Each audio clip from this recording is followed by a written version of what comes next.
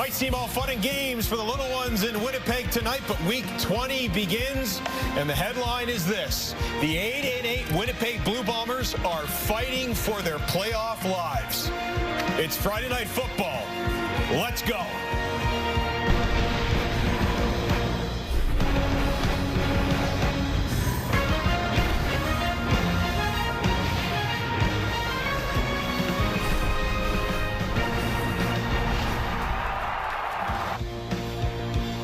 Tell Jake Maier there's nothing on the line tonight for the Saskatchewan Roughriders, especially for him. Maier's only thrown 340 yards this season behind Trevor Harris. But tonight, Jake Maier is back in the spotlight, and he could prove something against the Winnipeg Blue Bombers. But someone who's also in the spotlight is Brady Oliveira, and at this time of year, he produces. And even though the Bombers are inconsistent this season, over the last month, Brady Oliveira has 431 yards, and that's averaging nearly 7 yards a carry. Welcome inside the studio, everyone. Let's watch some CFL football together on Friday night. Matthew Shinetti alongside Enoch Mohammed, Davis Sanchez, and of course, Milt Stiegel. And Milt, yeah. Your Bombers. My Bombers. This season, inconsistent, 8-8. We don't expect them usually to be in this situation. They've usually secured the West at this point. Tonight, what kind of Winnipeg Blue Bombers are we going to see, and who has to step up? Man, that's a good question. As you mentioned, they've been inconsistent all year. I know the one thing they better do, they better come out and hit the ground running. Yes, they are playing against a Rough Rider team who is sitting a lot of their starters, but this is still a good Rough Rider team. They still have guys who can produce and make plays, and the Bombers better realize that. And as far as player who they need to feature, who needs to get going, and you spoke of him, Brady Oliveira. This team has been inconsistent all year, but Brady Oliveira has been consistent. He's been that guy who they can count on week in and week out, and he's the guy they need to feature in this game if they want to have a great opportunity to win it. Everybody in that Winnipeg locker room understands what's at stake. They understand that they have a roster that is capable of making a run in the playoffs, but they have to get there. They need this game. We know that what the Saskatchewan Riders are all about. They're not a fully loaded team right now, but Winnipeg needs this game to prove to themselves who they are when it comes playoff time and build that confidence. That's just what it is. Yeah, we were talking about it off air, and then there's a lot of guys missing on that roster for the Saskatchewan Roughriders, Chance. But one part of their team that has not been changed much is that front four, and that's what I'm looking at right now. And the trenches today is going to be really key. If you look at the game last week for the Winnipeg Blue Bombers, Zach Collaros didn't really have a lot of time, and if they are able to apply the same amount of pressure that the Edmonton Elks did last week, even though they only had one sack, this is going to be tough for the Winnipeg Blue Bombers. It seems pretty perfect for Winnipeg right now. I mean, look, Amelis is out, Hardrick is out, A.J. Ouellette is out. We know that Trevor Harris is going to be sitting third tonight in the depth chart, and the Winnipeg Blue Bombers will have their 13th straight sellout at Princess Auto Stadium, so they need to show up in a must-win game for them. Kickoff coming up.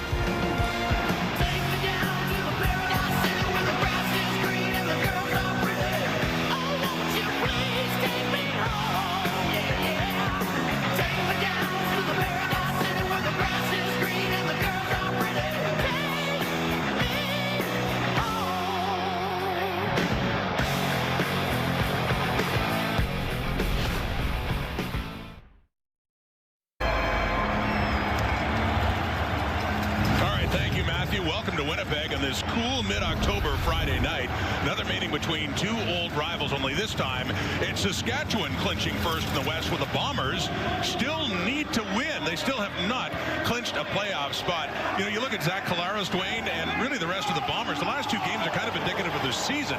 Looked like world beaters at home against Hamilton a few weeks ago, and then a lot less than that at Edmonton last week. Yeah, they certainly have highs and lows for them, and they've kind of gone the way of their quarterback, Zach Collaros, for the 7th time this season. Threw 2 interceptions in a game last week. They've got to take care of that football if they want to secure the victory tonight. Part of the challenge will be this guy, Devon Campbell, returning to the Saskatchewan lineup. 3 of his league-leading 6 interceptions this season have come against the Bombers. Well, for Corey Mays, who just signed a new contract extension this week, a 12-4 record, best in the CFL.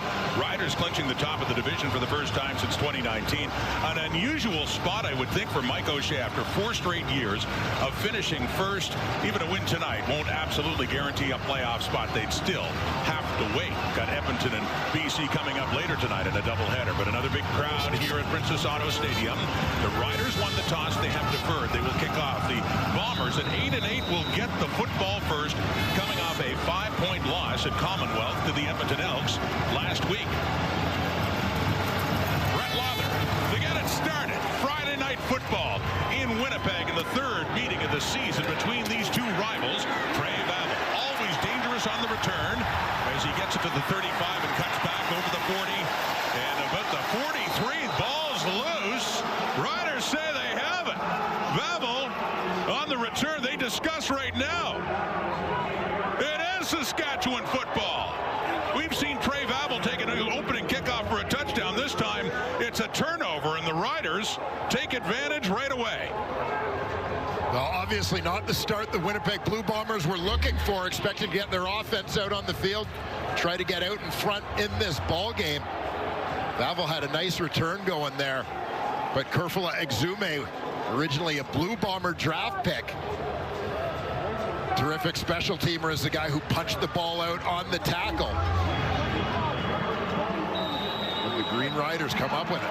Remember Exume in his rookie year in 2019 with Winnipeg, and yeah, he was one of their best special teams players that year.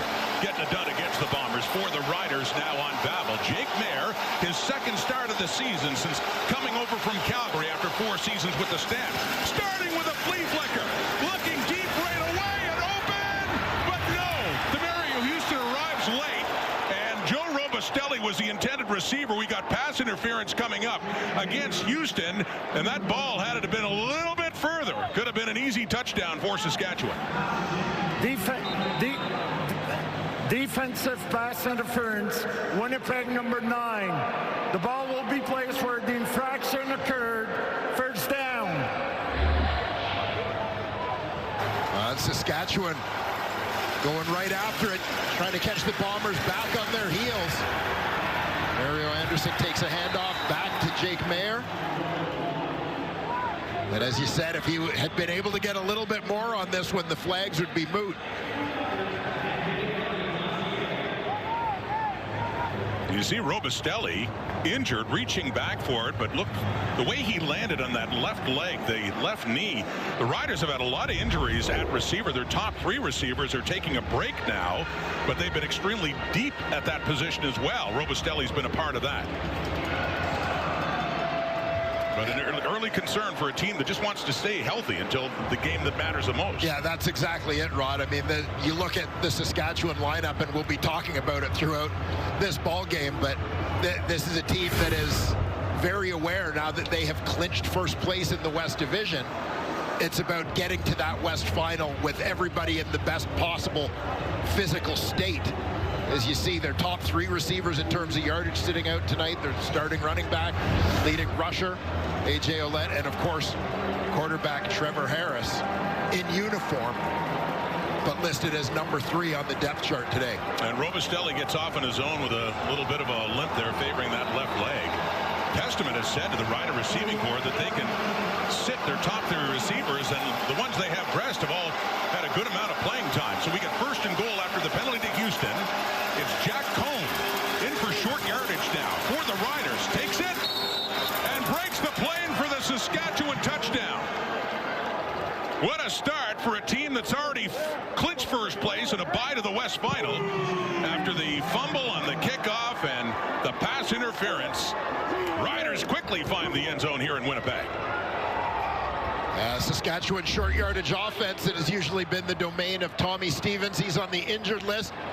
Jack Cohn looking to make the most of this opportunity, running that unit for the last couple of weeks. Cohn in for the touchdown. We're just a couple of plays into this game. Fumble off the kickoff, pass interference and the flea flicker, the touchdown by Cohn, and then the point after by Brett Lother. And the Riders, who won the 2 previous games against the Bombers, trying to sweep the season series, on a big night for Winnipeg. They're down 7-0.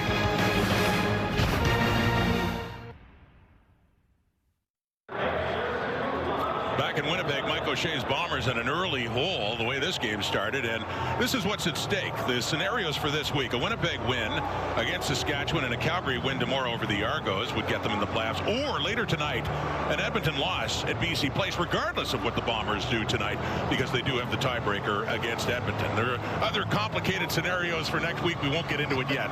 See what happens here tonight. You're not going to lay out all of the scenarios? No. Just making my head explode for a while, including possibilities of four-way ties behind Saskatchewan in the West.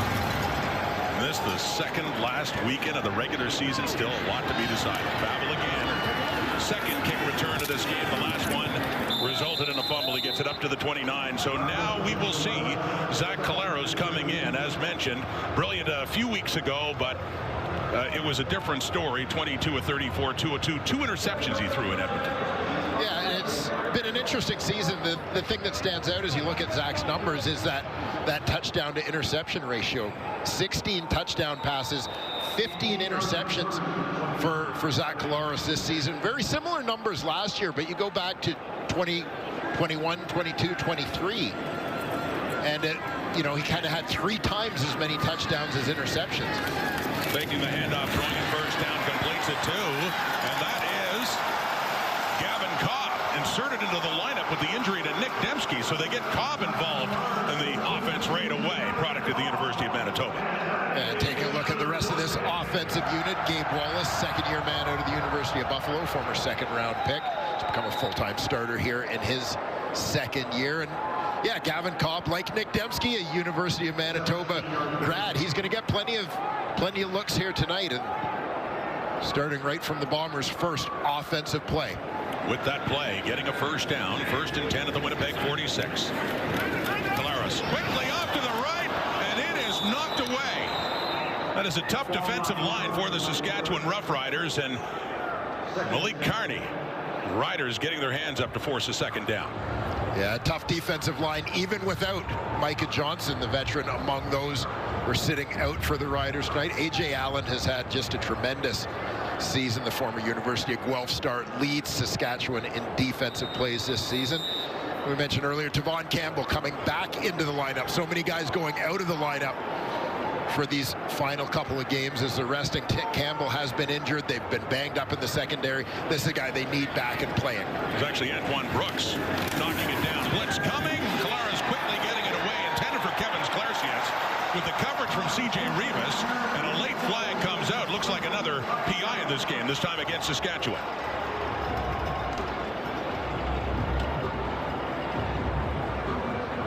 Kevin Sklarcias is going to start off out wide here. We'll take a look at just a minute. Defensive pass interference, Saskatchewan number 1. This will be a 10-yard penalty, automatic first down.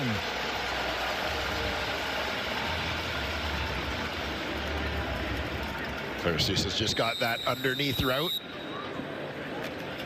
You could see C.J. Rivas coming downhill. Really just almost looked like unintentional contacts. He was trying to get himself in position, and sure enough, the ball was on its way. Tried to time it out a little bit too early, though. So first down by penalty, and the first carry there from Brady Oliveira. And a good pickup for Oliveira as he works it down closer to the Rider 45. A second and short coming up here for Winnipeg. And never a surprise when the Bombers lean on Brady Oliveira offensively. Over 100 yards in 3 of Winnipeg's last 4 games, 100 yards rushing. 4 of their last 7. Yeah, last week in Edmonton, 12 carries, 117 yards, also with 30 yards on 7 receptions as well in that narrow defeat by the Bombers to the Edmonton Elks. The Saskatchewan 46 and a 2nd and 2. Chris Strebler is in. Short yardage specialist Chris Strebler works his way through, and the 3rd first down of this drive for Winnipeg as the sticks will move again. Brady Oliveira, the CFL's reigning most outstanding player. I mentioned the last 7 games, over 100 yards 4 times, all part of a big turnaround for him between his first 7 of the year and his last 7. Bear in mind he missed a little bit of time with injury early in the season, but the team is still trying to ensure that they're on the right track headed towards the playoffs, but certainly Brady Oliveira heating up at the right time of year. It was a topic in their first meeting of the season, Labor Day, against the Riders, how little he ended up carrying the ball. more touches the following week in the Banjo Bowl. Both victories by Saskatchewan. Faking to Oliveira. Throwing. Caught. And another first down, too. Coming down, it's Gavin Cobb with his second catch.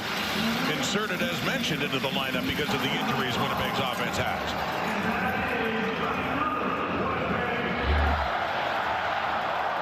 See, they bring the receiver down on the right side here to help that backside protection, knowing Collaros is rolling away. Get him protected. Cobb just sliding into an open hole here to make that catch and pick up the first down. Former Edmonton pick came back to Manitoba as a free agent. Collaros to throw again. Deeper ball. To the end zone. Touchdown. Ontario Pokey Wilson. What an amazing catch last week in Edmonton as the first big catch of this game for a Winnipeg touchdown.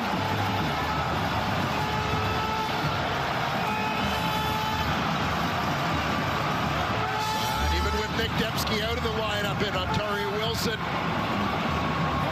Carrick, Wheatfall, you've got a couple of guys that can take the top off of defenses. Wilson, it may not have been quite as dramatic as last week's highlight reel grab, but 6 points just the same at a critical time for the Bombers here. And the point after from Sergio Castillo ties this ball game after a 7-play, 81-yard drive finished off by the number 80. Collaros, the Pokey Wilson. 7-7 tie, Friday Night Football in Winnipeg.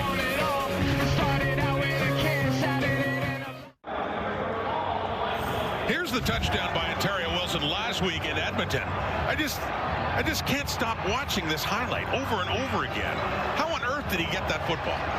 Yeah, remarkable effort, terrific concentration, and unreal athleticism. The tail end just getting the arm underneath it and keeping the hand up off the turf. It's amazing, and the replay told an even greater story looking back at it.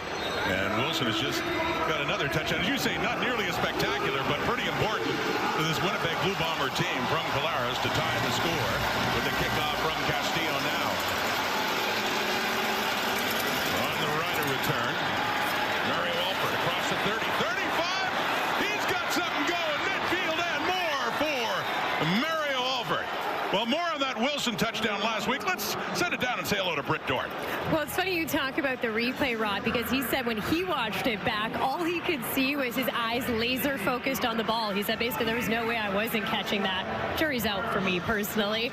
Did go viral on Instagram. He said everybody was trying to tag him in posts this past week, but he said the upsetting part was we didn't win the game. So he said it was hard to celebrate such a great catch. Now, his OC did give him some credit, said it was the best catch, one of the best he's ever seen live, and Jared Stearns told us it is the best catch he's ever seen live, and said the only thing he could come up with when he saw Wilson after was how, which we're all still asking how 20 times after watching it. Absolutely. Yeah. Questions been asked a lot, even after you see it over and over again. Thank you, Brett. And on the carry is Mario Anderson getting the start at running back for Saskatchewan now. Well, you see those Winnipeg receivers still going over what they saw in that first offensive possession. Looking for a little more after the big play from Ontario Wilson. Mario Anderson carry gets them down to the 40. Had a breakout game against Winnipeg. A couple of touchdowns rushing in the Labor Day Classic. In their first meeting of the year back September. Passing. Jake Mayer gets caught. It's a first down. Down to the 25. And that is Sean Bain, who used to be the #1 receiver in Saskatchewan a couple of years ago. Got hurt, and they added a lot of receivers, but getting a chance here tonight. Yeah, you'll see Bain coming in from the left side of your screen.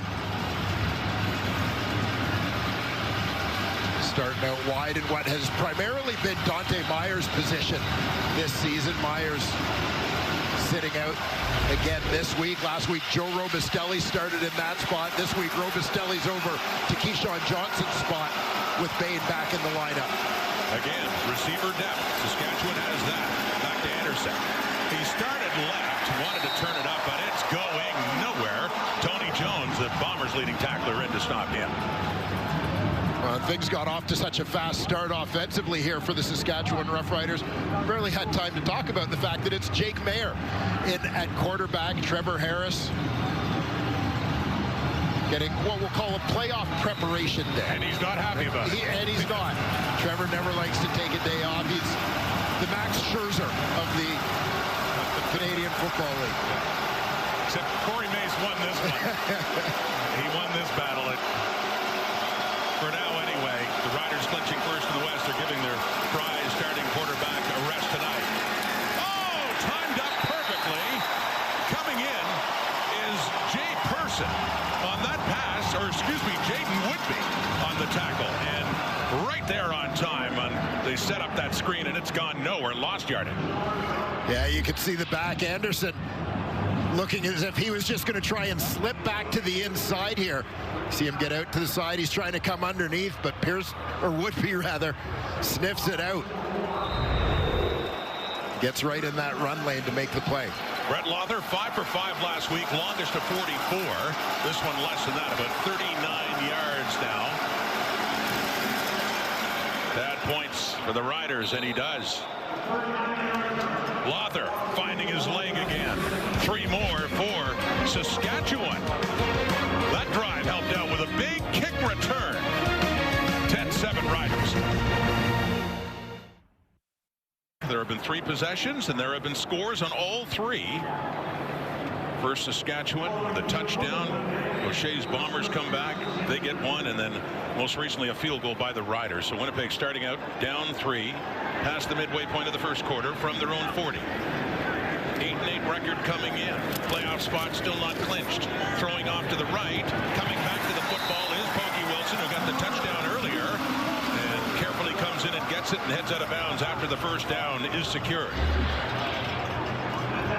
They're working out of the slot. On this occasion, Bombers get an extra offensive lineman into the game as a tight end to help them out.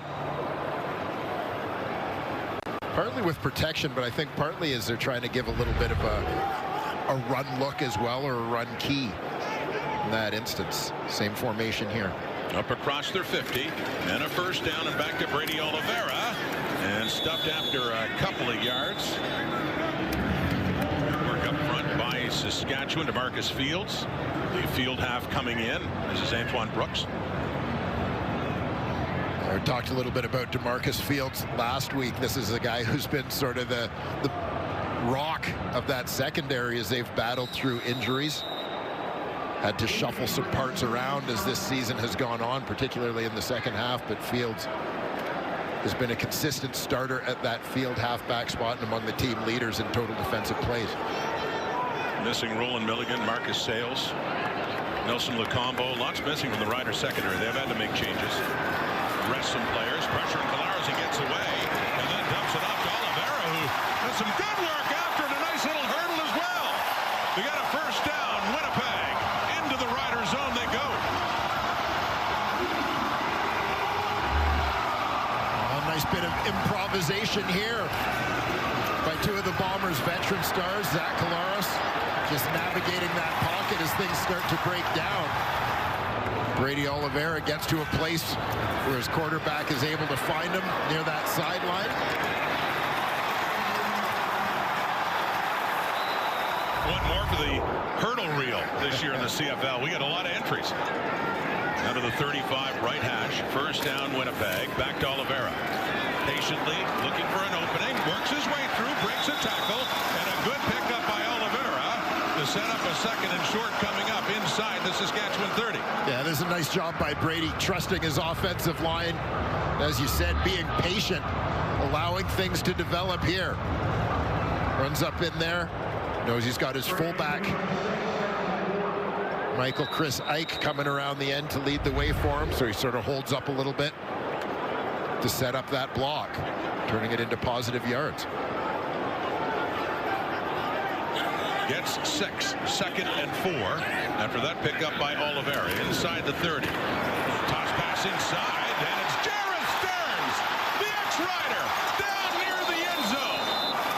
It'll be a first and goal coming up for Stearns, who was injured the earlier games, laboring in the Banjo Bowl, didn't get to go up against his old team. We got a flag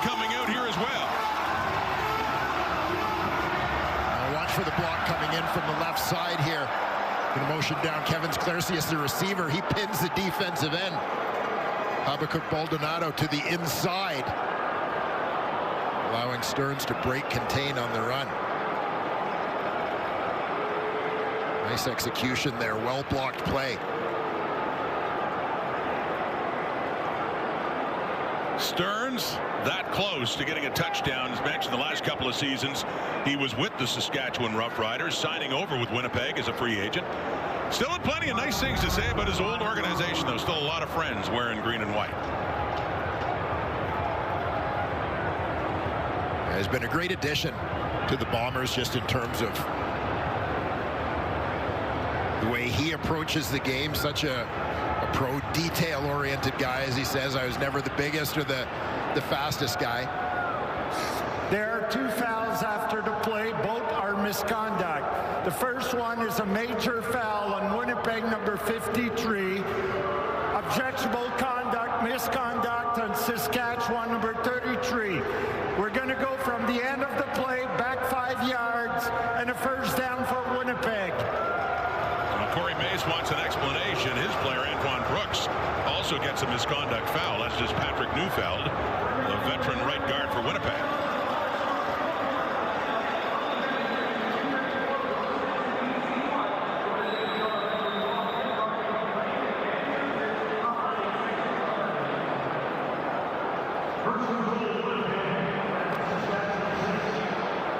Looked like Mace was arguing that there was more Neufeld and less Brooks, but all cancels out. And the scrimmage just outside the 5. Oliveira just works it inside the 5. A short pickup on this first and goal. Gets it down to around the 4. Second down coming up for Winnipeg. And you've got that feeling from him this close at this stage of the game, given the importance as well. And with Brady Oliveira kind of feeling it a little bit here and doing his thing, that the Bombers are happy to take 3 cracks to get it in. 3-down football here. Well, in each of their games, they ended up losing to Saskatchewan. They had good starts. They had leads. A 10-point lead on Labor Day, and there was an Oliveira touchdown putting them in front. But just couldn't sustain it. Ultimately lost that game by 4. Second down. Strebler in. Fakes to Oliveira. Chris Strebler tosses it away. Closest receiver was Wilson, but not close enough to him. Strebler in the short yardage situation for Winnipeg on second and goal. Yeah, and you're going to see this is a situation where it appears that Strebler's got the option to either hand it off or keep it and go around the edge. He keeps it, but the Rider D hadn't crashed far enough. That throw is sort of the safety outlet to avoid losing yards if he gets in trouble, as he did. And they're not looking for a completion out there. Illegal procedure, no end on Winnipeg. Number 69 was closing the line.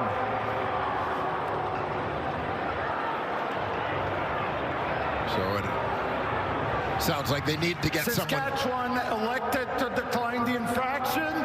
It will be 3rd down. So they needed to get a receiver up on the line of scrimmage outside of the offensive tackle on that play. And Kendall Randolph, 69. So it's 3rd down and goal, but Mike O'Shea wants some points in this critical game to tie this score. Sergio Castillo on again. 41 of 47. 87.2% made. Nope, down and kicked it through, and once again, the Bombers answer back with a field goal of their own on this mid-October Friday night. Princess Auto Stadium in Winnipeg. We got a 10-10 tie. There's Saskatchewan offensive coordinator Mark Mueller opening up the bag of tricks right away. Let's go down to Luke Wilson on that first play from scrimmage. Yeah, Rod, I absolutely love the call because you got to understand the entire context. Right now, obviously, you're not playing Trevor Harris, but what you put on film, teams will go back 2 to 3 games to study up. So now you create a situation when whoever sees you in that West Final, this is the first play they've got to prep for and practice. Hey, they got a flea flicker. And I would look to see if Mark Mueller continues to add more wrinkles and more tricks, maybe not as dramatic as a flea flicker, but create plays where their next playoff team has to quote-unquote chase ghosts while studying this film and prepping for them. So he's in a real fun spot with how creative he can get today. Interesting, Luke, and it worked either way, as you talked about. It was underthrown, led to the PI, but had it been thrown well, as Dwayne talked about, that's a touchdown. Absolutely, Rod. And again, you said it. Not only did it work, but that's going to, again, cause a lot of problems for future D coordinators to prep for this. Interesting. So Rider offense showing something early here. 10-10 tie, and going to work again is Jake Mayer. And that one goes a little bit too high for Tommy Neal. First target of Neal goes incomplete with Dietrich Nichols on him. And take an opportunity to have a look at this starting Riders offense. Braden Knoll will make the start at center. He's in there as Logan Ferland gets a little bit of a break in this one, along with many other starters. And there you see that receiving core we mentioned earlier, Sean Bain. This is a guy who's been over 1,500 yards receiving over the last 2 seasons combined. Battled injuries throughout this year. But he's kind of fighting perhaps for a spot on that playoff roster. So here's Mayer again, throwing again, and knocked away. Would be coming in. Good work by the Bomber defense now to force a third down, and for the first time, Saskatchewan will have to punt. Jaden Woodby is a guy who's been a nice addition here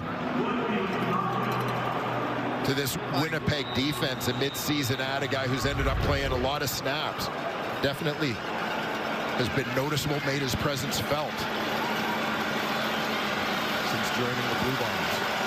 The first possession that ends up stalling and needing a punt here. Jesse Murko, Rider punter, getting it away to Trey Vavel inside the 25. Vavel up across the 35 and going out of bounds. So Colares in the offense. Flag coming out as well on that play. Game said every game. I love you, mama. Jaden Woodby. And a couple of late flags down on this one, Rod, right at the tail end of the play. Come on, boy. Come on, brother. Come on.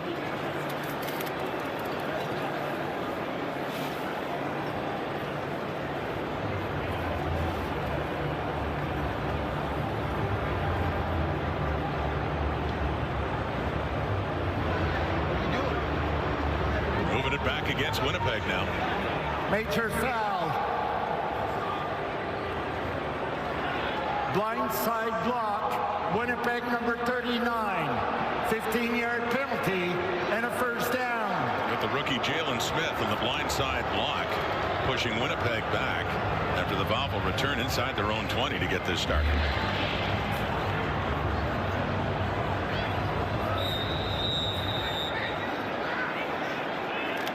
There you see Smith just peeling back. Catches Benoit Marion. That ear hole shot. Third possession. They've scored in the first 2, but starting deeper in their zone, Brady Oliveira, and has to work hard just to get 3 yards. Tough up front. Ali Saad, the rookie defensive tackle for the Riders, in the mix there to stop Oliveira. Ali Saad has had plenty of playing time in recent weeks. First round pick, 4th overall this season out of Bowling Green University. He's from the Windsor, Ontario area, but because of the injuries to Canadian defensive backs, Nelson Lacombo, Tavon Campbell on the back end, in order to balance the ratio, Saskatchewan has started a Canadian on their defensive line, and that has been the rookie Ali Saad. Got his first sack of his CFL career against Winnipeg back on Labor Day. Big day for the Rider D-line that day. Lara's time. Oh, open receiver. Deeper over the middle, but can't hang on. That's Jareth Stearns that way. In traffic, but can't secure the catch. Third down, and the Bombers will have to punt. At the end of one quarter, we have a 10-10 tie on a Friday night in Winnipeg.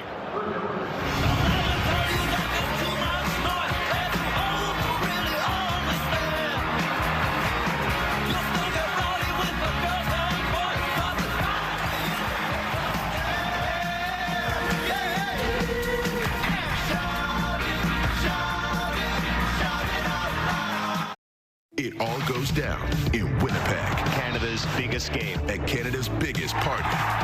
Featuring the Bud Light Grey Cup halftime show starring multi-platinum selling artist MGK. It sounds cliche, but tell me what you wait for me. Baby, I'm a rolling stone. I got a lot of right in me. But I don't want to say this wrong. A CFL champion will be crowned. The 112th Grey Cup on TSN and CTV. Wait for me. We've been wondering who's the halftime entertainment. The announcement made this week by the CFL. For the Grey Cup a month from now, MGK. I know 40's got a lot to say about this. How about you, Brett?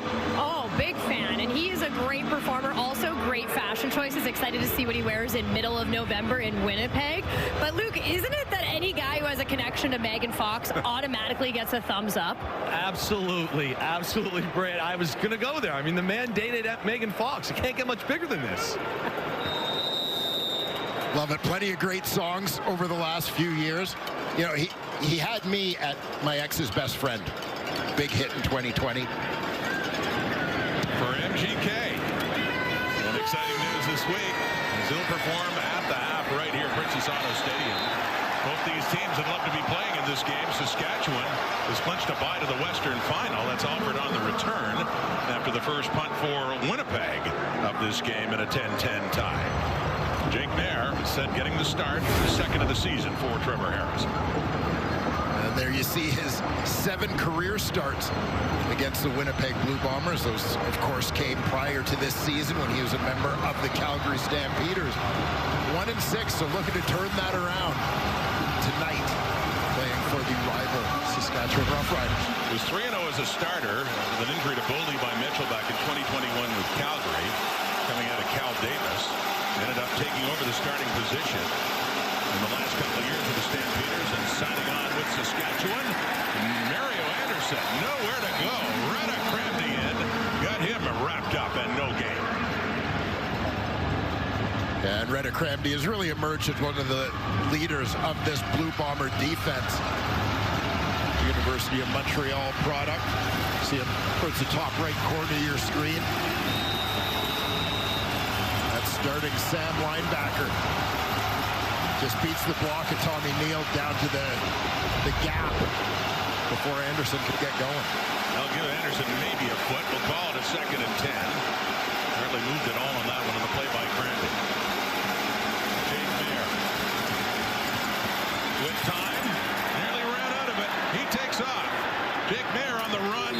And then sort of slides as he gets up close to a first down. It'll be very close to get to about the 43 and see where they spot this ball.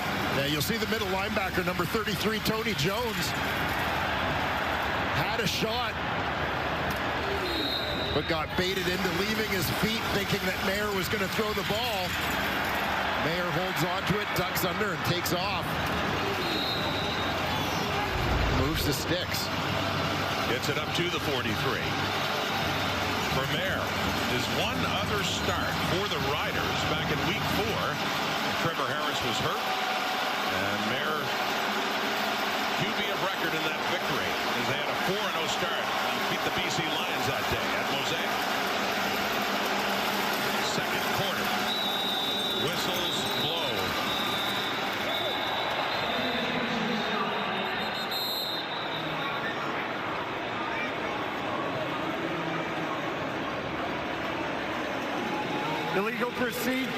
Illegal procedure. Saskatchewan number 41. 5-yard penalty. Still first down. Is announced once again from the referee, Andre Prue. Procedure call.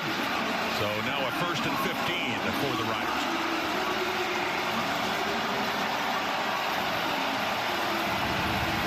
So big opportunity here for the Bombers with Saskatchewan in this extra long situation.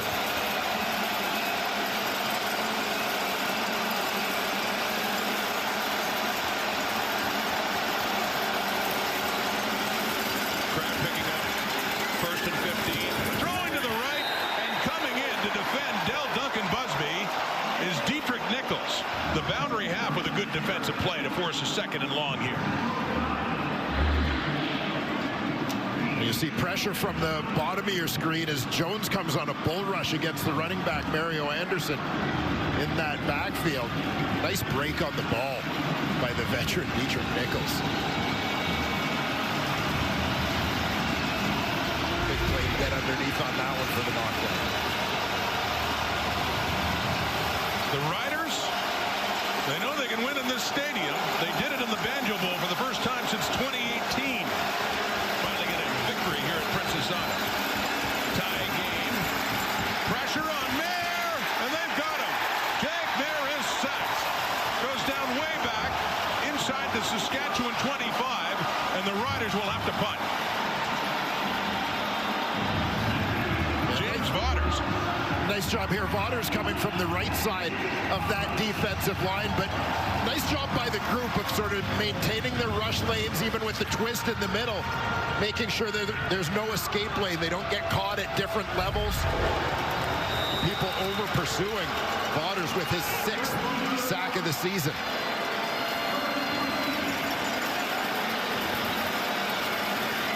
Couple of former Stampeders. James Vaughters in on Jake Mayer. 3rd and 28. Standing around the 10 is Mirko. Babel at his own 30. Trey Babel. Set up around the 45. Zach Collaros, 6 for 8, 121 yards, and that touchdown pass to Ontario Wilson. A game of extreme importance, the second last game of the regular season for the 8-8 Bombers.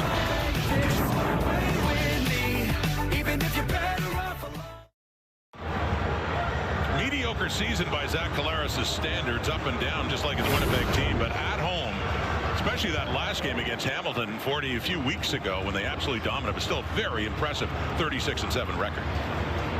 Yeah, there's just something about this place, and Mike O'Shea talked about that with us this week, that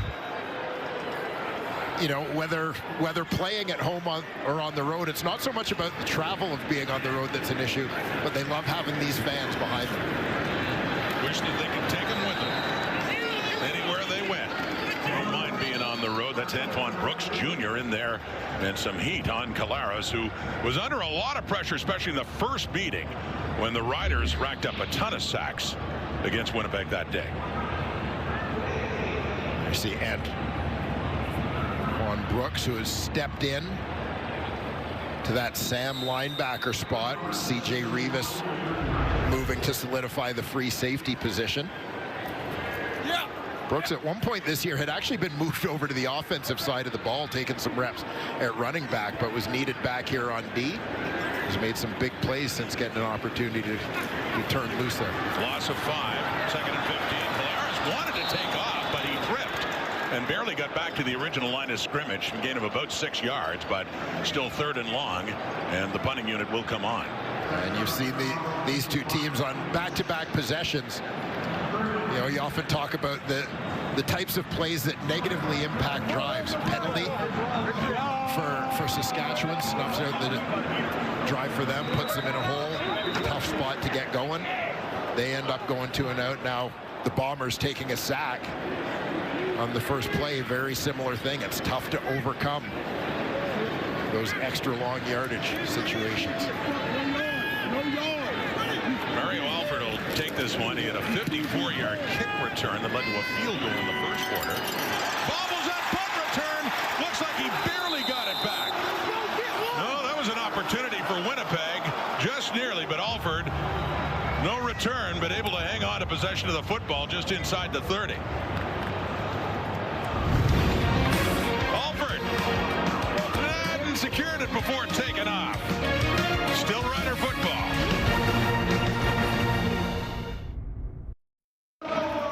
Corey Mace, Mike O'Shea, this game meaning different things for them tonight, Brett.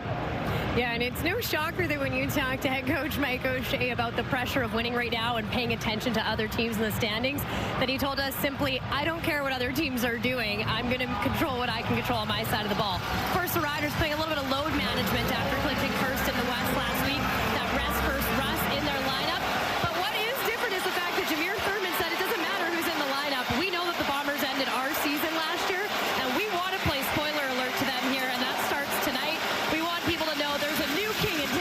West. He was adamant about that, Brett. Absolutely. Thank you. And see with the toque, very nice. Looks like you're getting ready for some playoff football now, too. On this cooler night here in Winnipeg, heading to that time of year. Mario Anderson on that catch. And yeah, for Mike O'Shea, 40 must be a little different for him.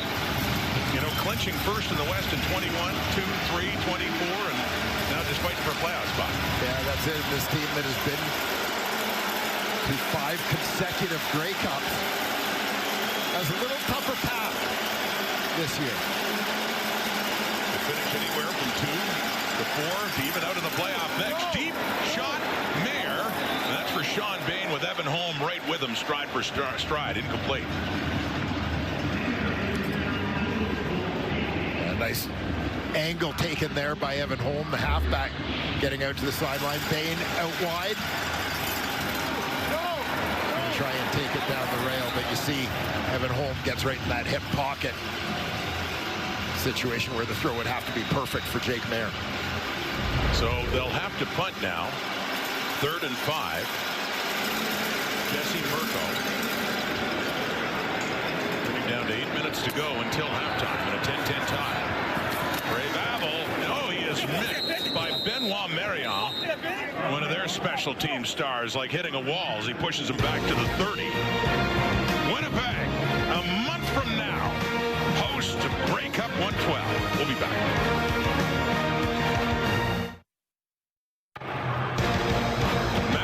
CFL sacks leader, part of that resurgent BC Lions defense, trying to stop the Edmonton Elks. Part 2 of our Friday Night Football doubleheader coming up from BC Place. The Elks, like the previous weeks, have to win to keep playoff hopes alive. BC looking to move closer to the chance at hosting a playoff game. So stick around. Friday Night Football on TSN. And Mike O'Shea, you know, they'll be watching Edmonton after that, see what happens. And on that first down, Brady Oliveira managed to grind his way up. About 3-yard pickup. Bombers, nothing spectacular, but have, I would say, settled in nicely after that rather rocky start to this ball game. And sometimes that's one fumble on the opening kickoff leads to a quick touchdown for the Riders. Sometimes that can leave a team very out of sorts, can take a while to recover from. But Winnipeg got right back to business. I'm probably feeling pretty good, even with a slightly watered down Saskatchewan lineup. A little pitch inside to Pokey Wilson, and going around the left. And he needed that yardage and a little bit more to get a first down for Winnipeg up around the 45. See some of the other receivers picking up a bit of that slack in terms of the Bomber run game and extensions thereof. Not allowing teams to just focus on Brady Oliveira pounding the rock between the tackles, but getting those receivers involved to attack the perimeter. And Wayne Wilson, as he was heading off close to the Bomber bench and a lot of discomfort now, did not make it down on the field. Getting some attention right now.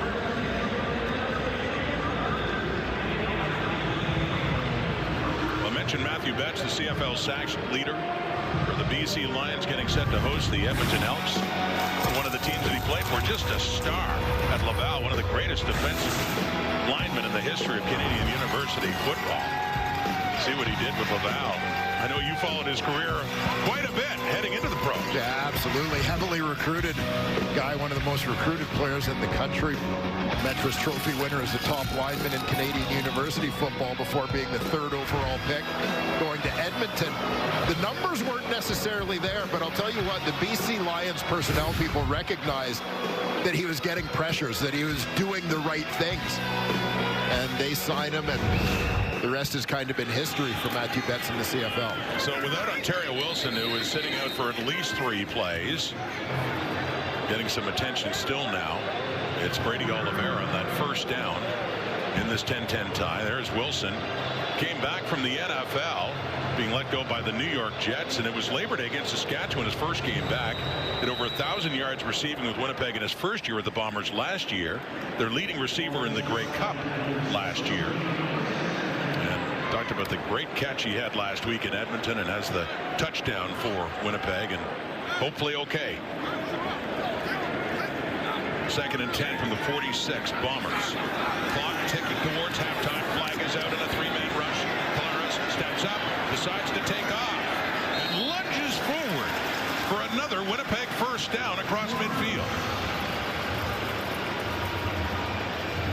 Another nice effort there using his feet for Zach Claris. We saw him with a great escape. Offside. Saskatchewan number 96.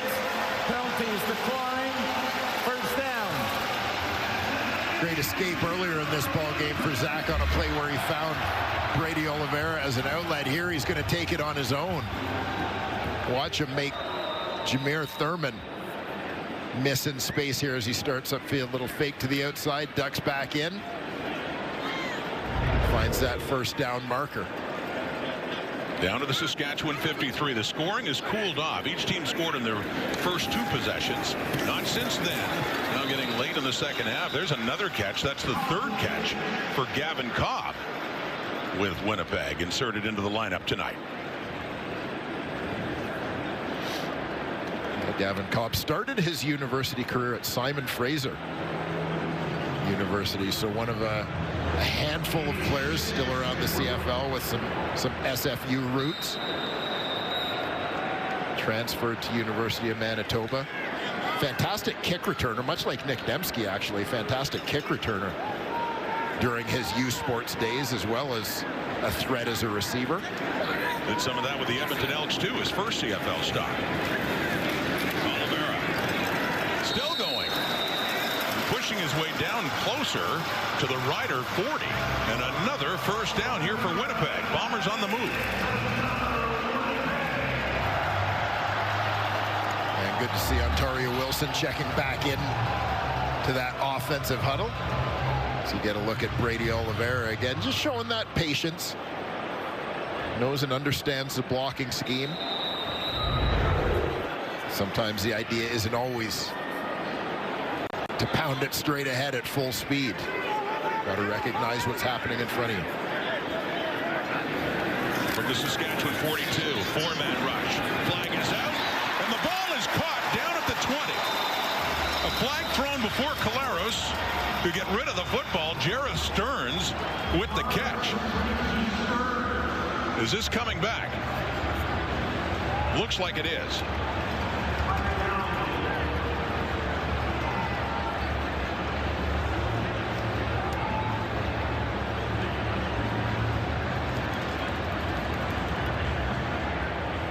Offensive offside. Winnipeg number 20. 5-yard penalty. We're going to replay first down.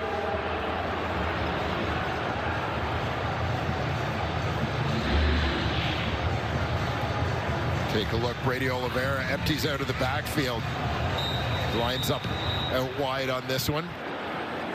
We saw him with a bit of an early start on the play. Unfortunately, that'll bring back a nice gain.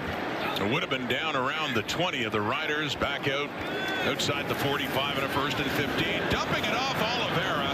And a beautiful job coming in to make that play as Jameer Thurman, the veteran middle linebacker, had it read perfectly. And more lost yardage here for Winnipeg.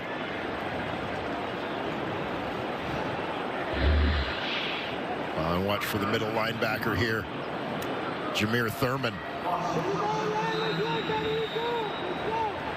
Basically mirroring Brady Oliveira as Oliveira widens out. Veteran guy has a sense of what the play is. He sees those offensive linemen trying to get out in front of him. Just shoots in behind the wall that's forming to make the play. Heard him. Brett talked about really motivated to hurt the Bombers here in the standings. A deep look. It is no. It's not dropped. It would have been out of bounds anyway. For Pokey Wilson working on Benny Sapp the third. Did get in behind him, but just out of bounds and incomplete anyway. Wilson. It was a long way to go. close to getting it, but no. And a third down coming up. At halftime, we're going to discuss Alphonso Davies' ongoing recovery with Bayern Munich. Should Stefan Estácio get a move from Shinetti? That's the wrong football, baby. Who got this guy in here, man? We'll talk about the Bombers keeping the Riders around. Park the Bus is on Tuesdays with Stephen Caldwell, Kevin Kilbane, and Luke Wilder.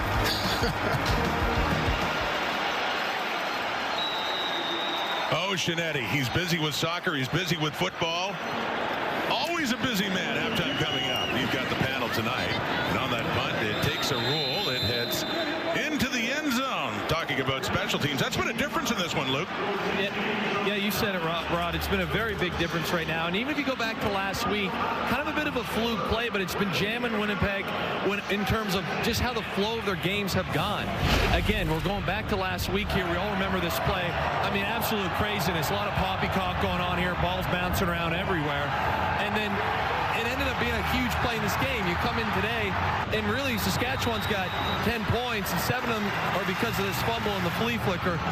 This is a very good special teams unit. You know, they're better than what you're watching right now, giving up these returns. They're extremely well coached by Coach Miller. I expect this unit to make a game-breaking play in this game at some point. They're too good not to. For many years, Luke, special teams been a trademark for Winnipeg. Totally wrong. And again, I really think a lot of this are flukes. Obviously, Alford on the return there. He's a tremendous returner in this league.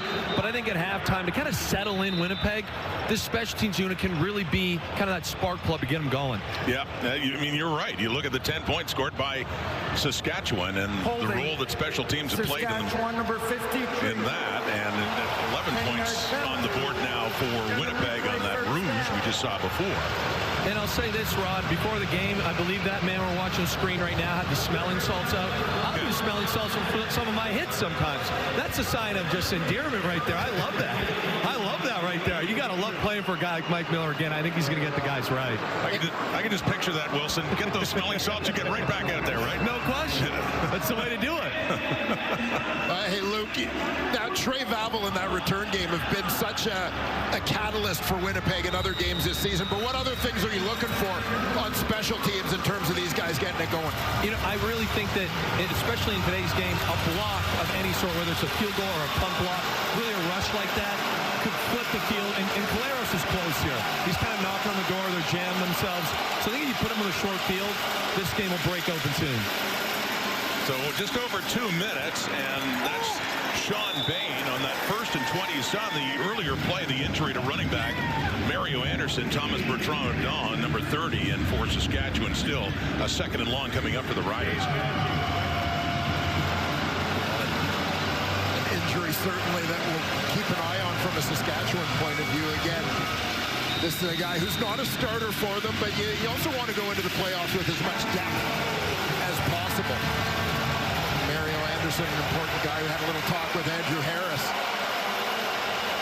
Winnipeg legend, Riders running back coach, about the work he has done with Mario Anderson this season. The 2nd and 19, screening it to Bertrand-Don. A good game, touchdown receiving and running in the season opener against Ottawa, but used sparingly, and he's been injured for much of the season, but not much there. And 3rd and long coming up here. The Riders will have to punt it again. Well, Bomber defense gaining a little bit of momentum, as Luke talked about. Saskatchewan got their 1 touchdown in this football game when essentially gifted a short field right out of the gate. So Winnipeg's defense doing a good job again, playing against some backups, but also some very good depth players for the Saskatchewan Roughriders. I mean, it's not as if this is a skeleton roster. And the punt from Mirko for Trey Vavel at the 30. Here we go. Cuts it back. Good return. No slouch on special teams either. It's the thing with Trey Vavel. I mean, he didn't have the fumble to start this game, but we've seen him take it all the way and set the tone for the Blue Bombers as well. Yeah, he's been one of the great stories this season, certainly one of the leading candidates to be named the CFL's most outstanding special teams player this year. And had some time on defense as well, starting at boundary corner. So running play, Brady Oliveira again, getting late in the half, just over a minute to play. A 1-point Bomber lead, just on that single point scored the last time they had the ball. Going over things on that return, CJ Rivas.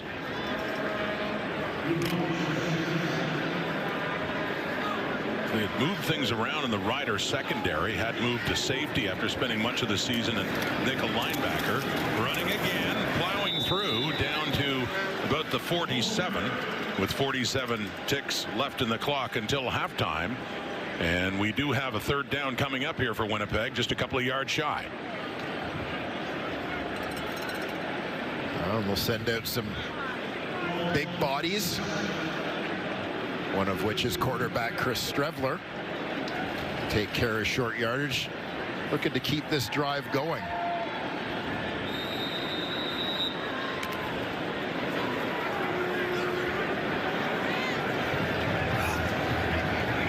Lots of beef up front. Strevler on the keeper and didn't get much. He had to get to the 45. This wasn't just a yard. This was a couple of yards that they needed. Again, we'll see where they spot this defense coming onto the field here now, looking like a turnover on downs. Yeah, I mean, so often you'll see a team try to sell that they got it with people pointing, offense hanging on the field, but almost right away on this one, the Bombers' offense started marching off, their defense started marching on, as there was not a lot of movement to be had. You can even see the look on Strevler's face and kind of his body language suggesting he knew right away that that did not go as planned. No, just about a yard short. Not close. It was a third and a good two. Antoine Brooks, you saw him reach around and help out in stopping Strevler. So we have a turnover on down. Saskatchewan football. And their late chance to see if they can take the lead at halftime. Here's Jake Mayer, empty backfield. Quickly. And it's caught. And just across the 50 is Tommy Neild. Second down, still ahead. Just old school here with the quick pass, the entire offensive line cutting to make sure the defensive linemen are forced to keep their hands down. Good tack against Willie Jefferson and the Bombers. They know that quick pass is coming. Need to get a little closer. Brett Lawther is hit from 59 this year. To the right again. That'll certainly get them close enough to try it. That's a Joe with his first catch of the evening with 17 seconds to go. Yeah, Joe rejoining the Riders after training camp stint with the Indianapolis Colts this year. Great depth in terms of the Canadian receivers. Down to the 42. Quickly again as the clock ticks. We got 5 seconds on it, a little closer. Set it up nicely for Lawther. Tommy Neild catching there. Field goal unit coming on. And a chance for the Riders to take the lead over the Blue Bombers at halftime. And an interesting turn of events because when the Bombers went for it on third down, you know, it wasn't a gimme. A solid couple of yards they needed. They were within Sergio Castillo's field goal range. But you do fear the long return, particularly with Mario Alford. They decide to go for it, and in not getting it, gives Saskatchewan an opportunity to get those points instead. From the 42 for the lead, and it is good. Brett Lawther, another field goal, 2 for 2 on the night, and a 13-11 lead for a Saskatchewan team that is not under pressure to win this game tonight, having already wrapped up first place in the West Division. And there you see Lawther, as we talk about people who seem to be finding their stride at the right time coming down the stretch. Tough season for him, but he's been perfect in his last 6 quarters. And Corey Mace should be encouraged anyway to see, especially what his defense has been able to do after a quick start for the Bombers offense. The Pokey Wilson touchdown and later a field goal. But since then, Saskatchewan's defense doing an excellent job, led by their man in the middle, Jameer Thurman, who is standing by now with Brett. Jameer, your team opens the game with a turnover. Then the next possession, you get some great field position. What can you say about the special teams unit tonight? I mean, they've been showing up. They've been showing up. We've been talking about how we need a big play, and they made it. Well, I know you said you want to play spoiler to this Bombers team. How do you do that in the second half here? We just got to continue to make plays, special teams, defense, offense, put some more points on the board, just executing, just doing our job of executing, and we'll come away with the win. Thanks so much, Chair. Yep, thank you. All right, Matthew, we'll let you take it away from here. Well, Britt, if you're a Blue Bombers fan, you're feeling real nervous right now. And Milt Stegall, David Sanchez, and Enoch Mwamba I'm also feeling nervous at the Bombers and thinking, this doesn't feel must-win. They don't feel like they're measuring up to the moment. And Enoch, you talked about the Roughriders defensive line off the top. The way that they've been letting them hang around, though, in that second half, it would be more edgy now for the Bombers. No, absolutely. I mean, you look at this defense, the defensive line, when you look at they're showing up. They came out here, and then again, I was talking about this is a copycat league. When you see an offensive line that is struggling, the next team, the next game that you're playing, they're going to try and do the exact same thing. There was a lot of twists up front, a little bit of pressure as well with Zach Collaros. I'm expecting a little bit more of that in the second half, but the question is, gentlemen, is how many starters are going to be showing up in the second half if you're Coach Corey Mace, and who is he going to pull out? But again, if he is pulling off some guys, it's going to be very vanilla for the defense. Does that not concern you, that end of the half? Big time. Because we look at that right there, that short yardage is just will. It's just fight and will. That's not a game plan. That's not execution. That's kicking somebody's butt. You're Winnipeg playing for your lives right here. Sask is playing for nothing. They shut you down. I'm concerned if I'm Winnipeg right now. What? And then look at how they start the game. Winnipeg, and I'm giving, in the same breath that I'm giving Winnipeg, I'm talking down Winnipeg, I'm looking at how great Sask is doing for a team that's playing for nothing. The opening kickoff. They come down there, and they force a fumble on the kickoff team. And Trey Valvo gives up the ball. In playoff football, you fumble the ball on the kickoff return. That could be the game. You're probably not winning the game. That could be the game. I bet you to look at percentages. And then they go down, next right away, flea flicker. You knocked off your eyes on your work. If you're Winnipeg secondary, you give up a big play. Hey, safety, defensive halfback. You're not making a tackle on a dive play. So get your butt back and play, use your eyes and play your work. That's, for me, I'm concerned if I'm the Winnipeg Blue Bombers. Is it the Saskatchewan Roughriders or the Winnipeg Blue Bombers who've locked up the West? Right. I mean, it's hard to tell by looking at this first half that the Roughriders aren't the team that's fighting to win a game, and it's the Winnipeg Blue Bombers, because there's been no sense of urgency. You know, if I'm a fan who's there for I don't know how many sellouts they've had in a row, I would be concerned about these Winnipeg Blue Bombers because they haven't shown that there can be a contender. Even if they win this game and Edmonton loses the next game and then, you know, they make it to the playoffs, I'm still concerned about this team because there's no sense of urgency. And I'm sure Mike O'Shea, he won't say it, but he's concerned also about this team right now. Does it make it all the more concerning? We keep using that word. Because everything we have seen from the start to the short yardage mess up at the end, these are the things that the Winnipeg Blue Bombers were so good at for so long. The details, they would execute in those moments. Let's give credit. One thing, we're talking about Winnipeg's, for me at least, it's Winnipeg's offense, because their defense, after that flea flicker, they forced a punt, and then the turnover on downs. So they're Winnipeg this is a defense, team game, team game. I'm just saying, I'm giving heck to their offense, but their defense is playing good football. And again, you got to look at the fact, though, that defense with Saskatchewan Roughriders, they still have a lot of their starters. Micah Johnson is probably one of the bigger names on the defense, so that is their good defense out there. This is one half of what is a big doubleheader on Friday Night Football, because in just an hour, it's going to be Edmonton at BC. And after the break, we'll be talking about how Nathan Rourke, through 5 games in his career, is consistently torching the Edmonton Elks.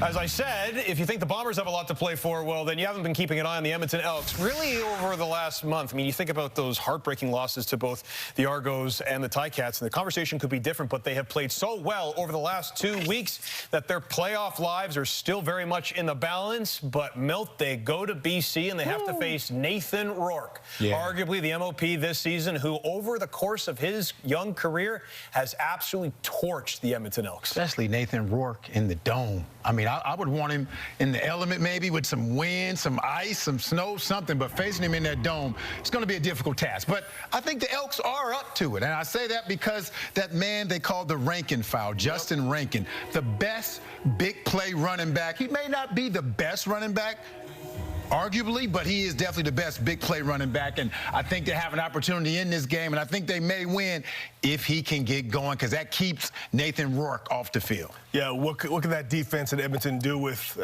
Keon Hatcher as well, who's just been lights out? Can they keep up? I agree with you. Rankin has been outstanding last month, but can they keep up to this offense? That's where the challenge lies. Yeah, you look at Nathan Rourke, 400+ yards last week again. The challenge is going to be up on this defense for the Edmonton Elks, and they came out with a great defensive game plan last week, and they're going to have to duplicate that again and put pressure on Nathan Rourke. You can't have him comfortable. Bill, you talk about him being inside in the dome. It's going to be difficult if he's going to be comfortable in the pocket, and so I'm looking forward to it. I know it's a late one, but I'm going to stay up for it. I don't know about you guys. I'm staying up. It's past my bedtime, but I'm going to stay up, though.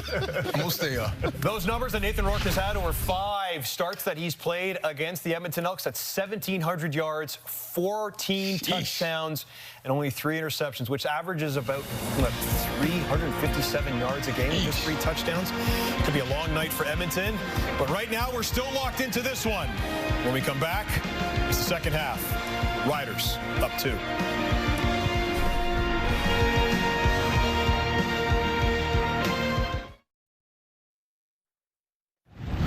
Tell me, would you wait for me?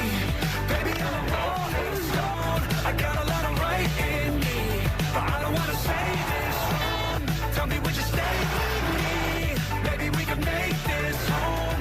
You should wait for me.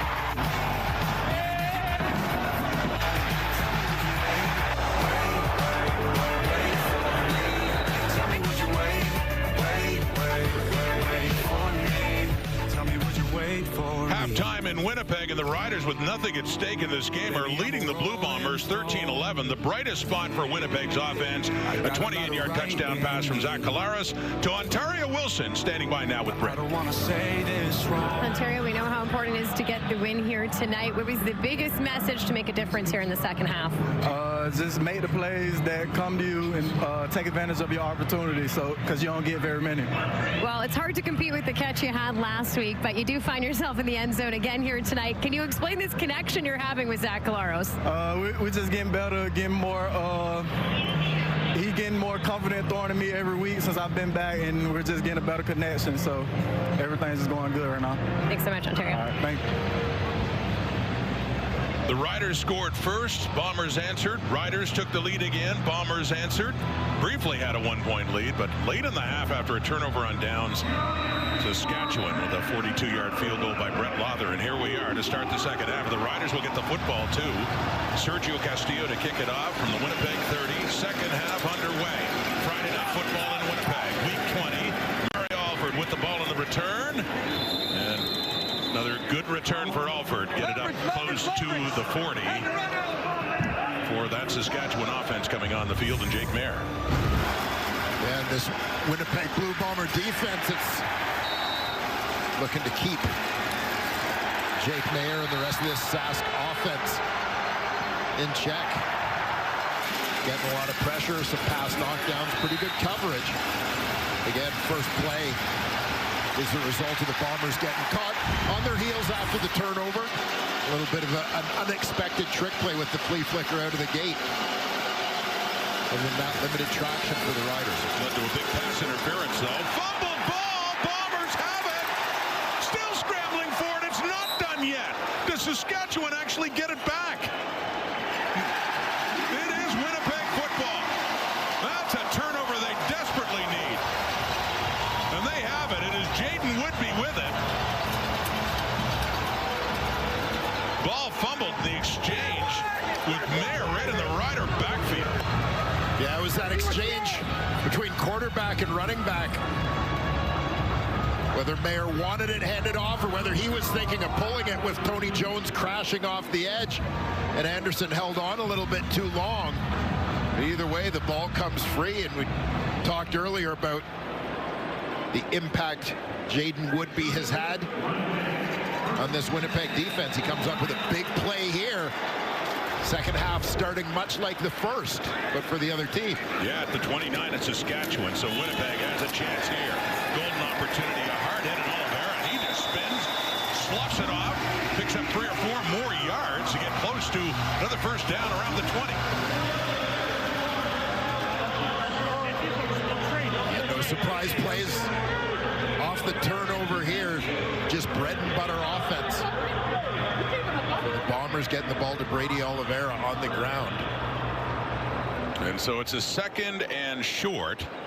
And short yardage unit with Chris Trevler is in. This time, though, only needing a yard at most. Last time out, late in the first half, they needed 2. They didn't get it. Turned it over. Trevler keeping it. It looks like he'll have more than enough to move the sticks. Keep this going on that 2nd down and short. And the Bombers in great position to take their lead back in a game that, no, mathematically is not a must-win to make the playoffs, but it would certainly help their cause. And you consider playoff positioning in the West as well.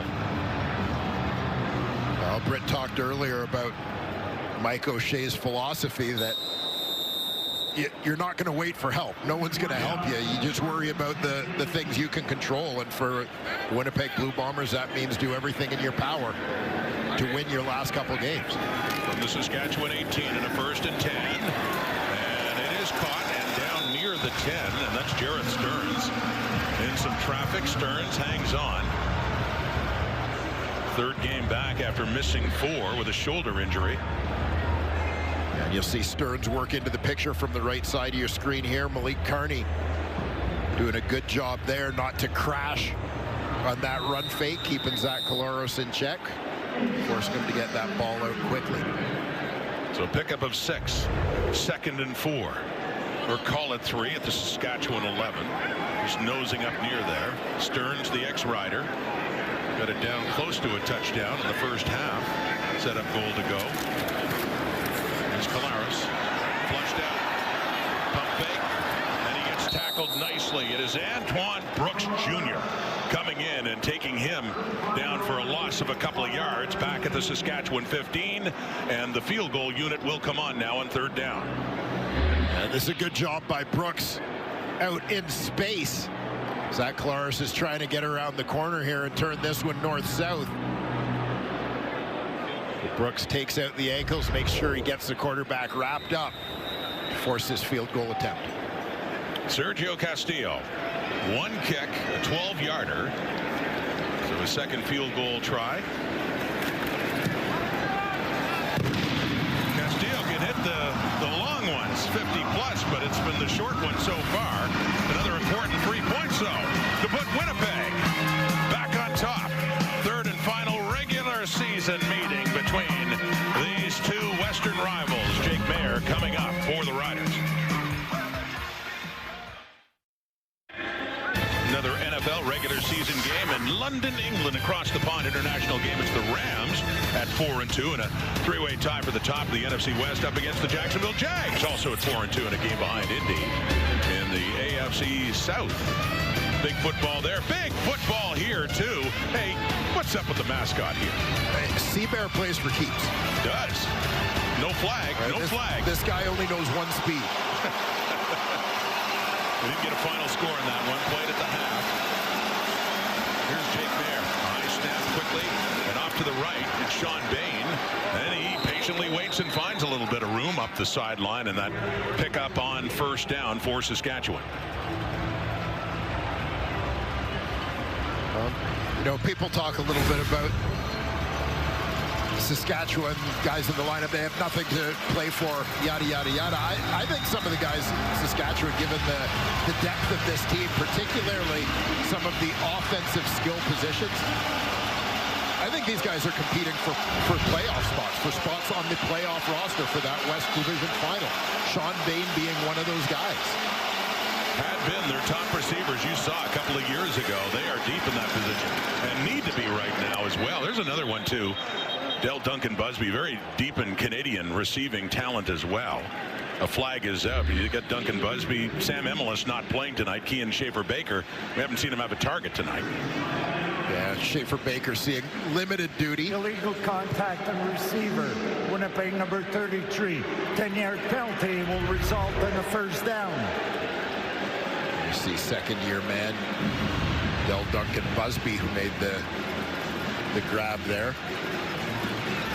Duncan Busby, one of a lot of young Canadian guys who actually went down to the States to play prep school basketball, where hoops was sort of their primary sport. Got down there, found some success playing football as well, and found more opportunities in this game. Duncan Busby, third-round pick a year ago. It's in the heavens. Mario Anderson was injured earlier, and back in and across midfield on that first down play. Gain of 3.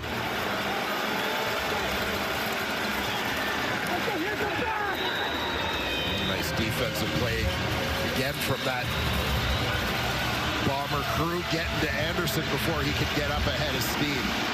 Mario Houston stepping in off the corner to make the play. Came into the game with 17 carries, 129 yards only, and a couple of touchdowns, but it was 2 touchdowns scored in one big day against Winnipeg back in Labor Day at Mosaic. Stepping up is Mayer. Wants to dish it off, but instead he takes off. And Jake Mayer, not enough for a first down. He gets it just shy of the Bomber 50, so we do have a 3rd and long coming up, and looks like a punt coming up here with Jesse Mirko coming on. And Jake Mayer made the decision pretty quickly on this one that nothing was open. His best option was to tuck that one and run, get what he could. Comes up just short. Seen Mayer take off a few times. A couple of carries in this game.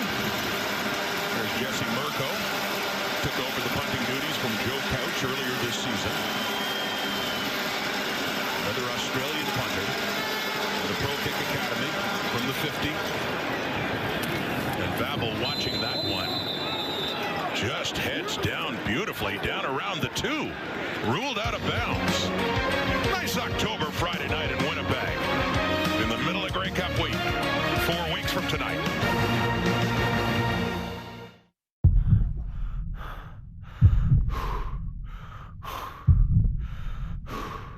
In the offseason, Blue Bombers Brady Oliveira and Roughriders Sean Bain Jr. visited the outback of Taveta, Kenya to see the reality of life firsthand. And what they found? Mothers and children walking up to 20 kilometers a day to access water, the equivalent of 199 football fields. They're not even fetching clean water. Just started to walk. I ended up carrying a 20-gallon one. They do this in the morning and the evening, and then when the children are done school, they have to do one walk.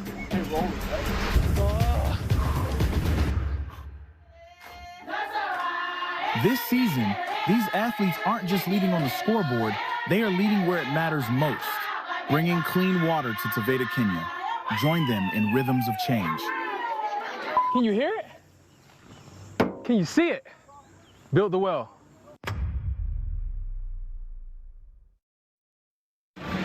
Look at where the Canadian receivers are ranking in the Canadian Football League this season. Of course, Justin McInnes and Keandre Smith. Nick Dembski not far behind, just over 1,000. Hey, Britt, Bombers are missing him tonight. Definitely, and Mike O'Shea said that. He's an extremely key piece of our offense, which you're seeing with those stats. He said this one hurts. Now, Zach Laros echoed that and actually admitted it makes things more difficult on him when he's not in the lineup. And guys, I felt like when we went into this game tonight, we were going to see 2 different Bombers perhaps. Maybe the one that is noticeable that he's absent, or maybe one where guys step up in his absence. Then that was something Claros also echoed, saying he needs every guy on the field to know their job here tonight. So, Dwayne, I'm going to let you be the judge. Yeah. Well, I remember, talking to Collaros a couple of weeks ago, but Nick Dembski, he said, and not shy about it either, said he is the best player on our team. Yeah, our best football player. Nick Dembski, terrific veteran. Originally a Saskatchewan Roughrider first-round draft pick back in 2015. Made his way back home, originally from Winnipeg. And you saw the injury of the hamstring. It was actually on the play, one of the interceptions in Edmonton. J.J. Ross got it, a little bit short for Dembski, and you can see him pulling up lame there. Now, with that hamstring injury, ball comes out, caught and down, and Carrick Wheatfall. But punting Blocking unit will come on here for Winnipeg.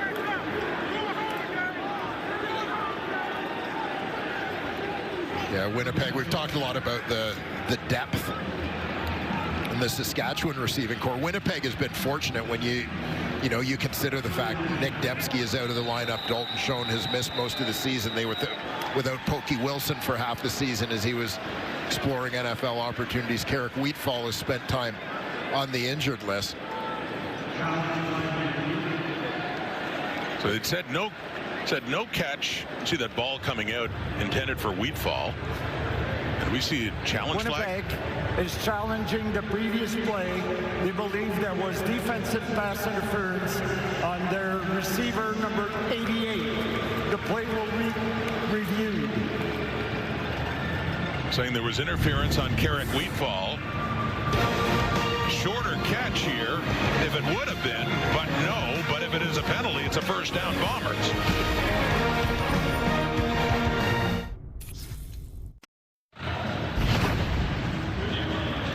Well, Carrick Wheatfall out to the left side of your screen, the intended receiver on this one. There you see contact comes just before the ball gets there. We'll wait for the interpretation here from the officials. Upon review, there was defensive pass interference. Saskatchewan number 29. This will be a 10-yard penalty. Automatic first down. That's Saskatchewan 29, by the way. The debut of Nafis Lyon, who started his career with Edmonton, had a Grey Cup winning season with the Montreal Alouettes.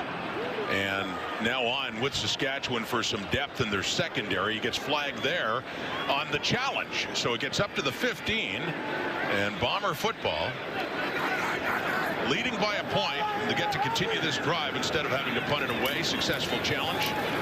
Faking and thrown in behind now to Stearns, who manages to get a yard.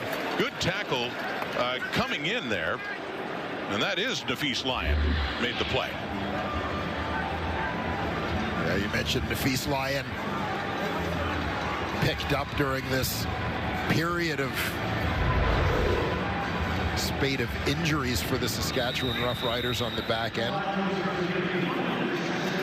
Good veteran guy, 5 years in the Canadian Football League. Just tough getting on the field in a deep Montreal defense, so he was expendable. The Riders happy to bring him in. Limits him just to a gain of a yard. Pressure coming at Collaros. He steps up, gets free for a moment, but not enough for a first down. Gets across the 20 and gets tackled still about 3 yards shy, and he is slow to get up.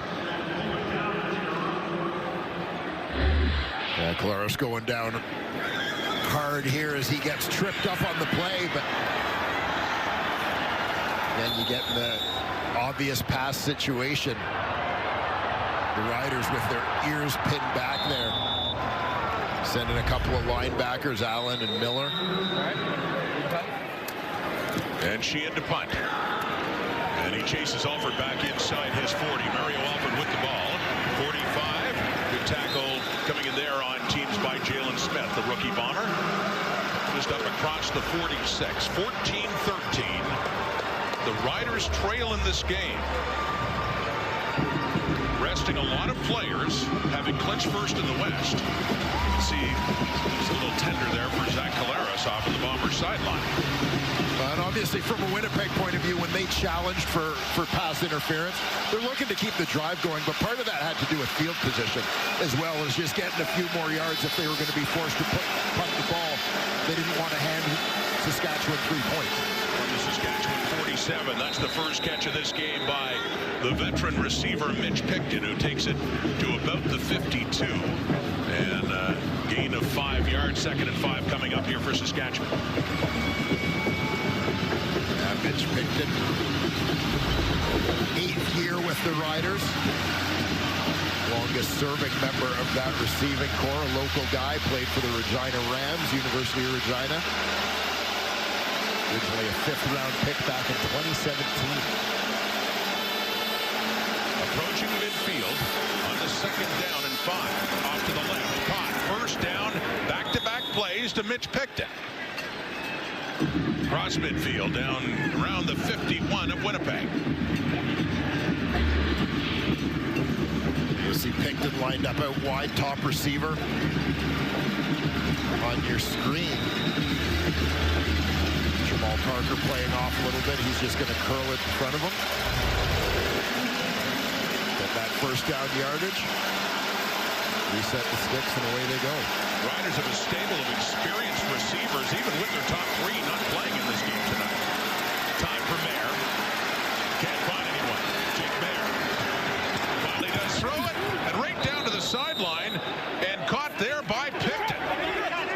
They discuss, and it looks like a third straight catch for Mitch Picton, and this is the biggest one. Yeah, and this is a fantastic play by Picton. Watch the feet as he keeps him planted, just leans his body. Toes remaining in bounds, even as he goes down. Beautifully done there by Mitchell Picton. And whistle blowing with the snap of the football and a flag coming out just inside the Winnipeg 30.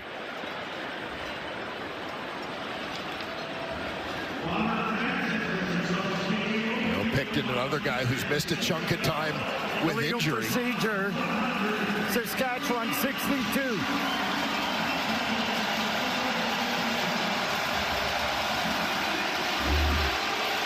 We'll take a look again at the third and most impressive of Picton's catches on this drive. But, you know, another one of those guys, he wants to be on the field when they play that West Final. So trying to make the most of the playing time he's getting now with others out of the lineup. They are rich at receiver if everybody is healthy. Three-man rush. Winnipeg 35. That's caught. And that time's another young Canadian receiver in Duncan Busby with another catch and down close to another first down, Saskatchewan. And you look at this depth. We talked about it a little bit last week as the Riders were playing the Toronto Argonauts. But in that game, they dressed 9 receivers in that game, all of whom were veteran guys. Like, none of them were rookies, all second year and above. And that was with Dante Myers, already a 1,000-yard receiver this year, out of the lineup, and Sean Bain, a guy who's been their leading receiver in the past, out of the lineup last week. So here we go for the Winnipeg 21. Second and 1, no. Going backwards that time, James Vaughters is the one spearheading that tackle in the rain here in Winnipeg. Lost yardage, and third down coming up here. You see Vaughters lined up on the inside on this play and just manages to come off his block as Anderson's trying to get going in the backfield. Brent Lother back on. He is 2 for 2. As mentioned, he was 5 for 5 last week in their victory in Regina over the Argos. This is a seesaw game. Close. To give Saskatchewan the lead again. And this one only from the 23. And Lother is 3 for 3. 8 for 8 in his last 2 games. Getting late in the third quarter, and Saskatchewan's back on top. As the panel said, you wouldn't know who needs the win and who doesn't. The way this one's going tonight, Saskatchewan Roughriders back on top.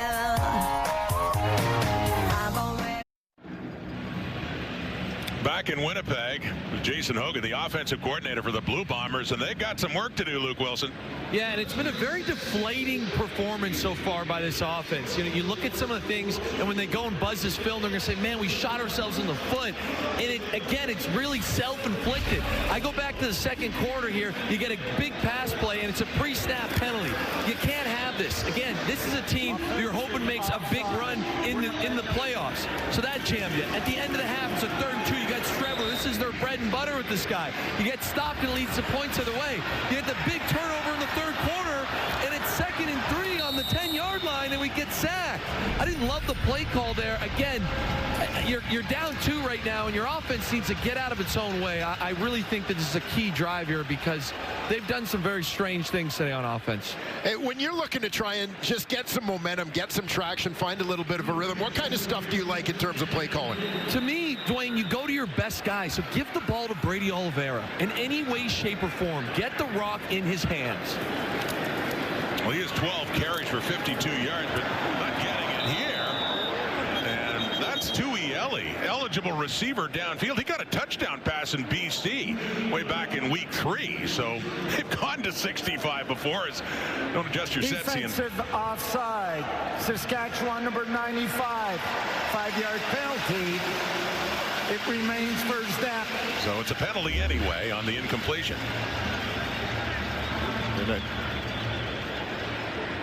Keep an eye out to that left edge of your screen. But look at Tui running that route. Well, you know, that was shades of you laying out for that ball in the TSN parking lot years ago. Our resident star receiver, Luke Wilson. Luke, any thoughts on Tui's route running in the rain there? I'll be honest, I love the effort.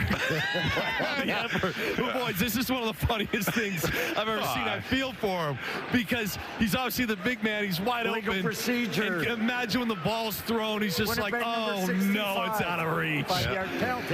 I love the effort, but not the smoothest thing I've ever. Well, as I said, Tui's got hands. I mean, we saw him catch a touchdown, but you got to get close enough to the ball there.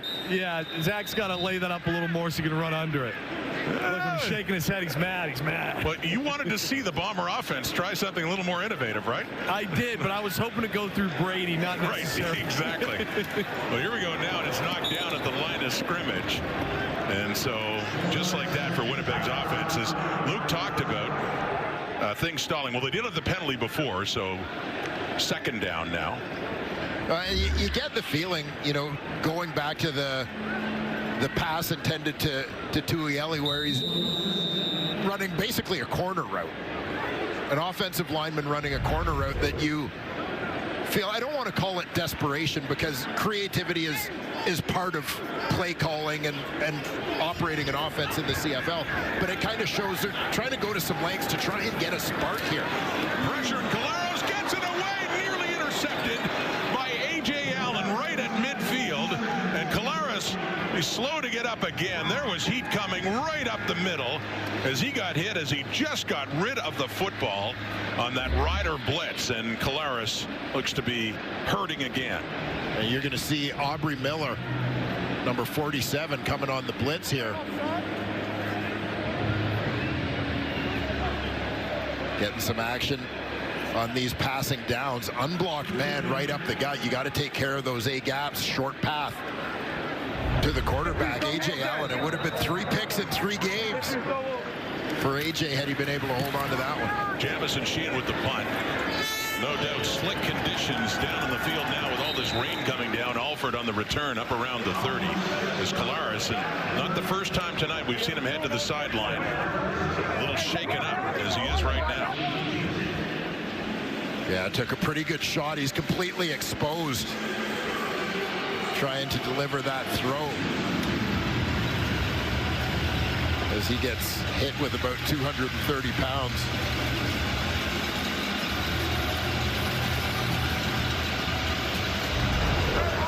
Tough night for Winnipeg's offense.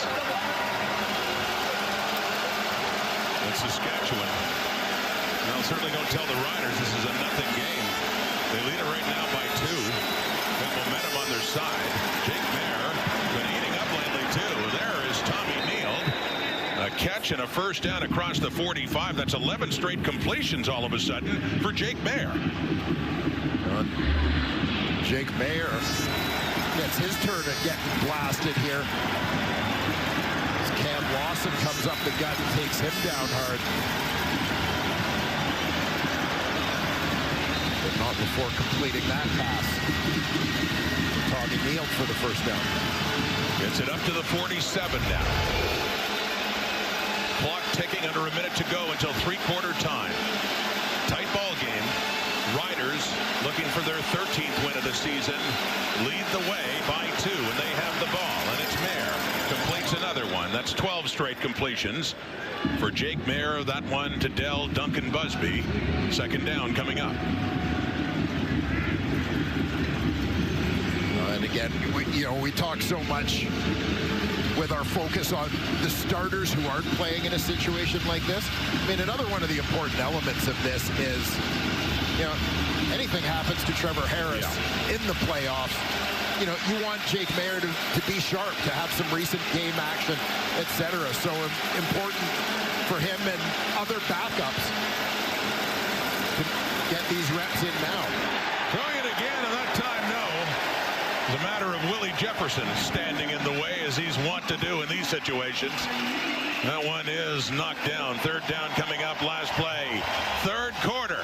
Riders head to the fourth with a 2-point lead.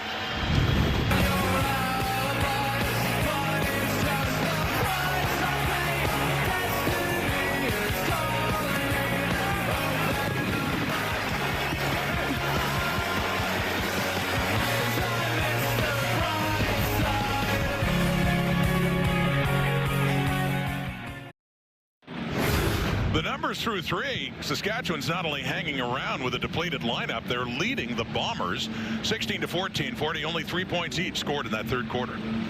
Yeah, and I mean, for Saskatchewan, obviously, it doesn't matter in the big picture to them. They want to play well, guys want to be sharp, get their reps, etc. But obviously, there is that sense of urgency, especially now as we head into the final quarter, for a Winnipeg Blue Bomber team who's playoff, not just playoff standing. I mean, they haven't clinched yet. No. Edmonton is still alive, and so, you know, I mean, it's a matter of securing that spot that is a huge priority. It's not just about trying to, whether it's a matter of avoiding the crossover or what have you. Well, Mike O'Shea had said beforehand, and he doesn't care what other teams do. He wants to take care of business themselves, but if this continues, it may just matter. Especially what happens tonight with Edmonton and BC Place. Of course, if the Elks lose, regardless, Winnipeg is in.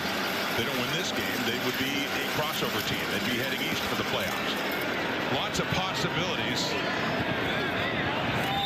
still to go in the West here in the second last weekend. A beautiful punt there by Mirko, Jesse Mirko, to pin the Bombers deep.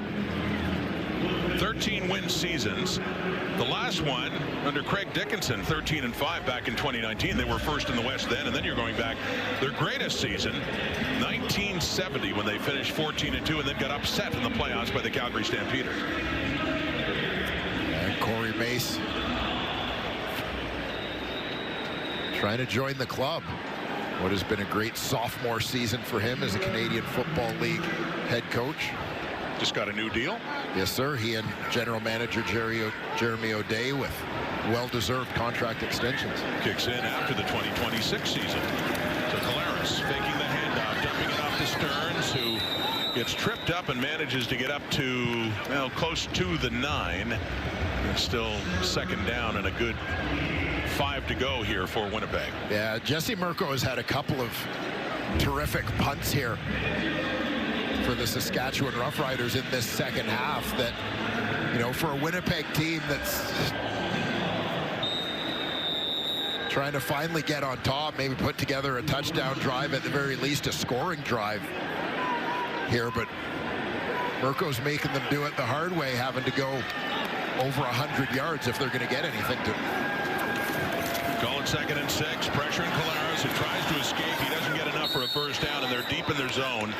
Shy of the 10, well shy of a first down. Punting unit to come on, and Jamison Sheehan will have to kick it away from his own end zone. So they have just had so much trouble, especially in the second half, as Luke talked about getting anything going on offense.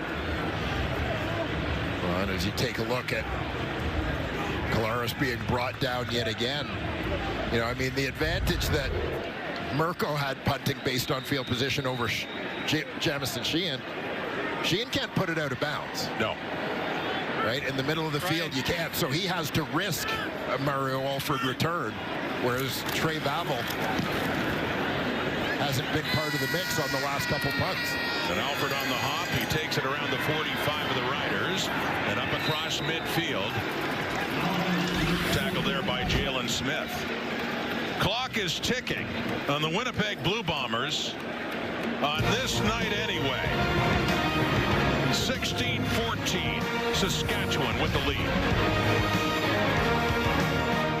Milwaukee Bucks, Toronto Raptors, 7 Eastern, 4 Pacific on TSN. Speaking of basketball, you see Willie Jefferson. Don't know how much basketball he played, but that 6'7" frame be a nightmare for quarterbacks when he gets those hands up. Jack Cohn out of Notre Dame. Third on the depth chart, although second on the depth chart tonight, the backup to Jake Maier, and he's getting his taste of action now for the Riders. And an opportunity to get a little bit of a look. Extended look, running the full offense rather than just being the short yardage quarterback as we've seen for the last couple of weeks. Veterans Jake Maier and Trevor Harris over on the sidelines. Well, Mark Mueller had said, nice to have a backup in Maier who's got 46 CFL starts under his belt. And now Cohn getting a taste of the action and coming in. Cam Allen on a Joe. And does a good job getting in front and knocking that one down.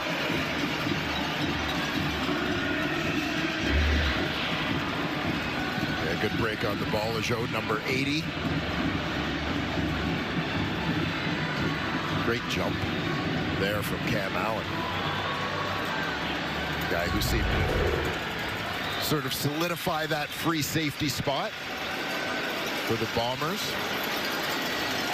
In his first year out of Purdue. And so 2 and out for Cohn in his first appearance in this game in the 3rd and 12. It's Merkel again. Lower punt. And reasonably well placed. Wanted it a little bit deeper though as it heads about at the 23. This field position game here in the 4th quarter. 11.5 minutes to go as Zach Collaros heading back on his Bombers still trailing by 2 points. Collaros is taking a few shots in this one from that Rider D.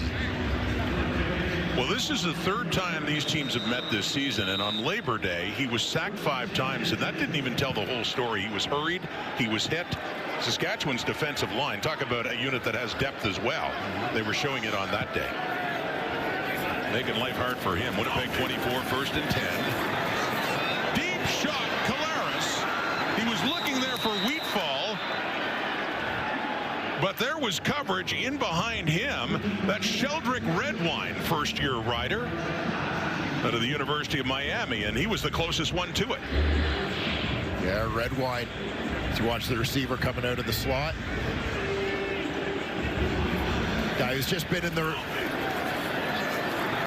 building for a couple of weeks for the Riders, but quickly pressed into starting duty.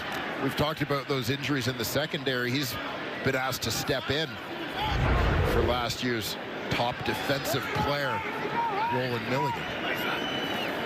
2nd and 10 at the Winnipeg 24. Off to the left, and no, it looked like he just got away from Collaros there. Not even close. Down into the turf. 3rd and 10 coming up. And a frustrating night continues now for Zach Collaros, who is mentioned, by the way, among the Bombers missing, their star receiver Nick Dembski out with a hamstring injury. And almost looked as if his arm may have been nicked there as he looked to throw that one. To no avail. Jamison Sheehan on, and a good one. Inside the 30 is Alford. And a good tackle. Special teams as well from Michael Ayers, the special teams tackles leader for the Bombers. That's Friday night in Winnipeg. The home side still trails. 4th quarter.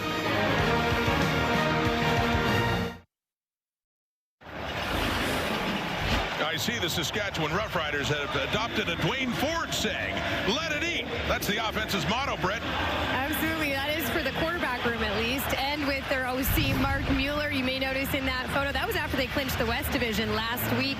Now, I asked Trevor Harris, what does this mean? And he said the best way to describe it, you're on a golf course. You're 250 out. Are you grabbing your 5-iron and maybe just letting it go a little short? Or are you grabbing your 3-wood and letting it eat? And he said Mark Mueller's challenging them this year. Throw some deep balls. Let it eat. Now, they did even get shirts made that say let it eat on it. Mark Mueller told us he's convinced they shrunk his in the wash before they gave it to him because apparently it's just a little tight. Too much eating? Here we go now. It's incomplete there. Victon, well, we saw Let It Eat put to work in the first play from scrimmage. The flea flicker, the deep shot, ended up getting big yardage and a pass interference. Yeah, definitely putting their words to action this season. And we like those words, don't we? Oh, no question. I like the way they think. Well, you'd think that way, literally and figuratively, wouldn't you? I mean, you like that. I mean, in football terms too, right? The gist of it from a football point of view, go big or go home. Yeah. And the Saskatchewan Roughriders have demonstrated they ain't going home anytime soon. 2nd and 10 now. Jack Cohn at quarterback, Saskatchewan. Deep. And a little struggle for it. Jamal Parker for Winnipeg. And Mitch Picton for Saskatchewan. And the Riders think the possession should belong to the green and white as they discuss.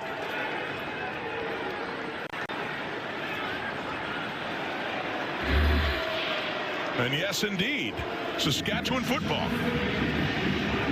And outside receiver here, just working down that sideline. Parker goes up and gets a hand in there.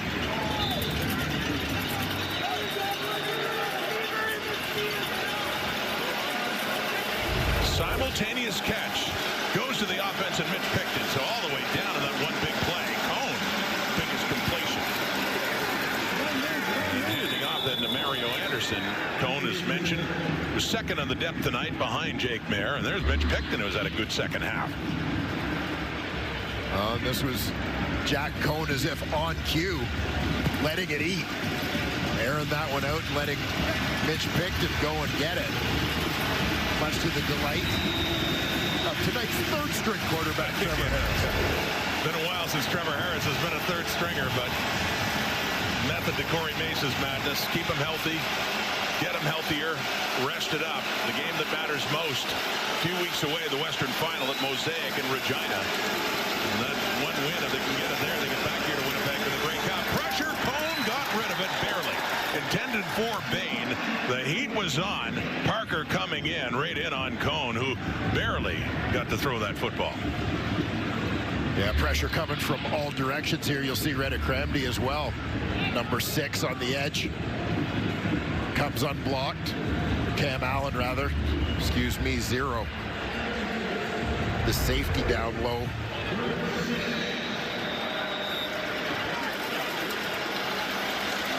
And so Brett Lother has come on. He's had a perfect night.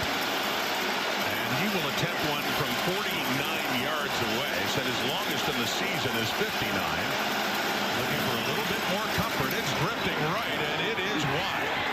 So the miss from 49 by Lother, and Vavel brings it out. Here comes Trey Vavel. The 20, 25, 30, 35, 40, and up to the 50 is Vavel. So he gets it back to the point where Lother kicked the football. And a good break for the Bombers. They certainly need one. They still trail, but still only down 2.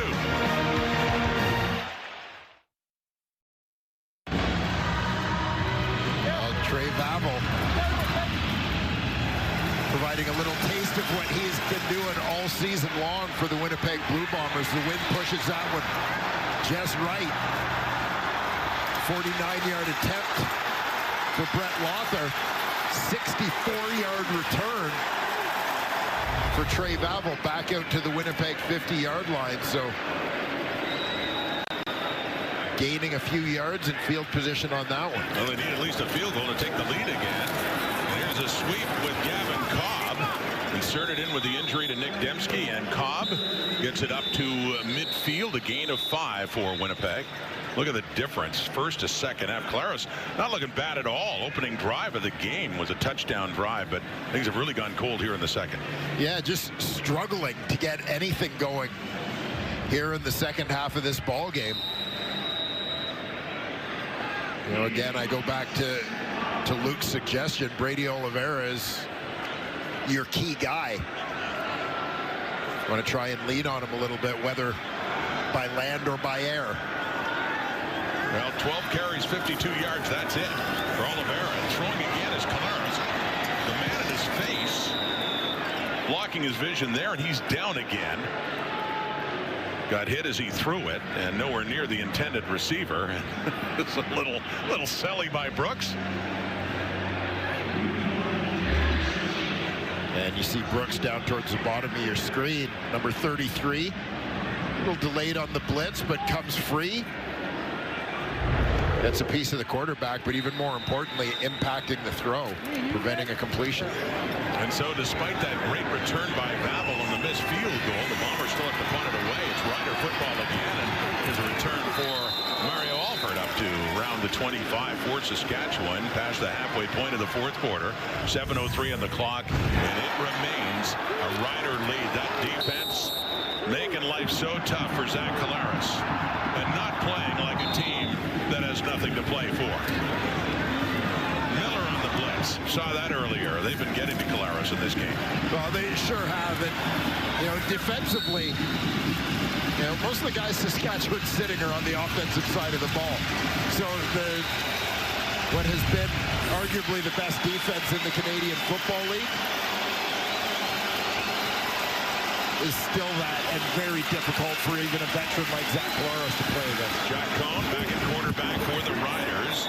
Gets that into Mitch Picton, and a good pickup on first down with Demario Houston right there, but another good play and a second and short coming up. Yeah, you talk about the defensive rankings this season, but just look, and they have been, you're right, a lot of key players in, but no Roland Milligan tonight, no Micah Johnson. There are a few players missing. Yeah, no, absolutely.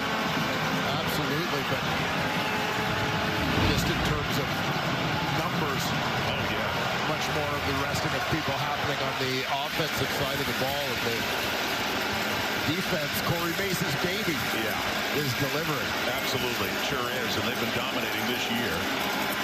Thrown again, and no, incomplete. Reaching down for it was Duncan Busby. Would have had the first down instead. We got a 3rd and 2 coming up here for the Riders, and the punting unit will be coming on. We saw a little bit of Trey Vavel magic moments ago on the missed field goal return. That ball's probably getting a little slick to handle down there with a steady rain. We'll have to have Luke and Britt pull up the truck for us so we don't get wet on the way out. Here we are sheltered. They're down there in the rain, and we're hoping they help us out, right? Is that what well, they're already wet. Yeah, true enough. True enough. We're thinking of you, Luke, Britt. You don't want us to get wet. So, Riders punting it. Coming up, part 2 of the doubleheader. BC plays Edmonton Elks. They've been in must-win mode for a few weeks now. Here's Vavel. 45. Turns that corner.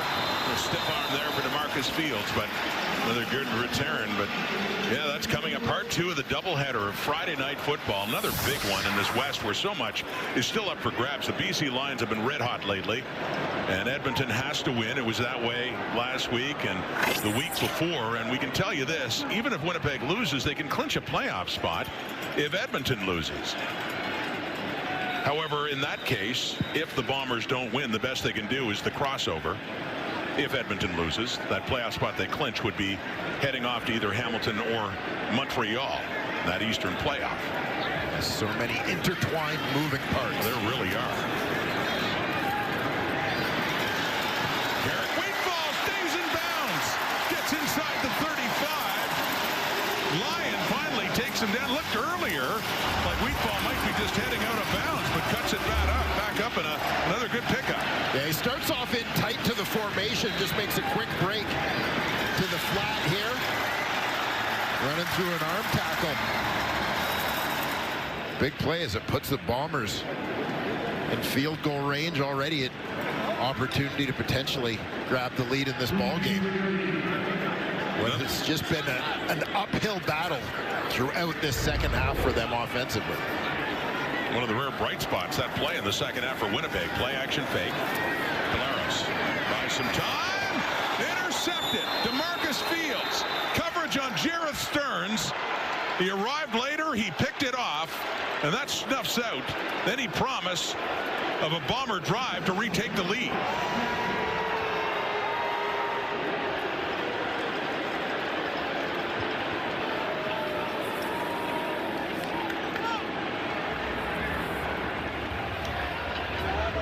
Well, we mentioned DeMarcus Fields, the guy who has been the steadying force in terms of this lineup, always at that field half spot.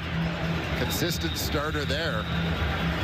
Stearns coming from the bottom of your screen, working across. Fields recognizes it. coming up from his deep drop to make a play on that football. And the interceptions that haunted Winnipeg a week ago. Here's Jack Cohn, Rider football. He takes off. Cohn on the run. And a good run and get up across the 25, close to a first down for Saskatchewan. Second interception of the season for the second-year product out of Texas Tech, DeMarcus Fields. Enjoying the moment, big play there. So you see Stearns climbing on his route, but Fields, who is already deep, able to step forward and make a play. You can see all of it unfolding in front of him. Jack Cohn, who has taken over the short yardage duties from Tommy Stevens already, stays in at short yardage. Get the first down. Timer, please put 324. 324.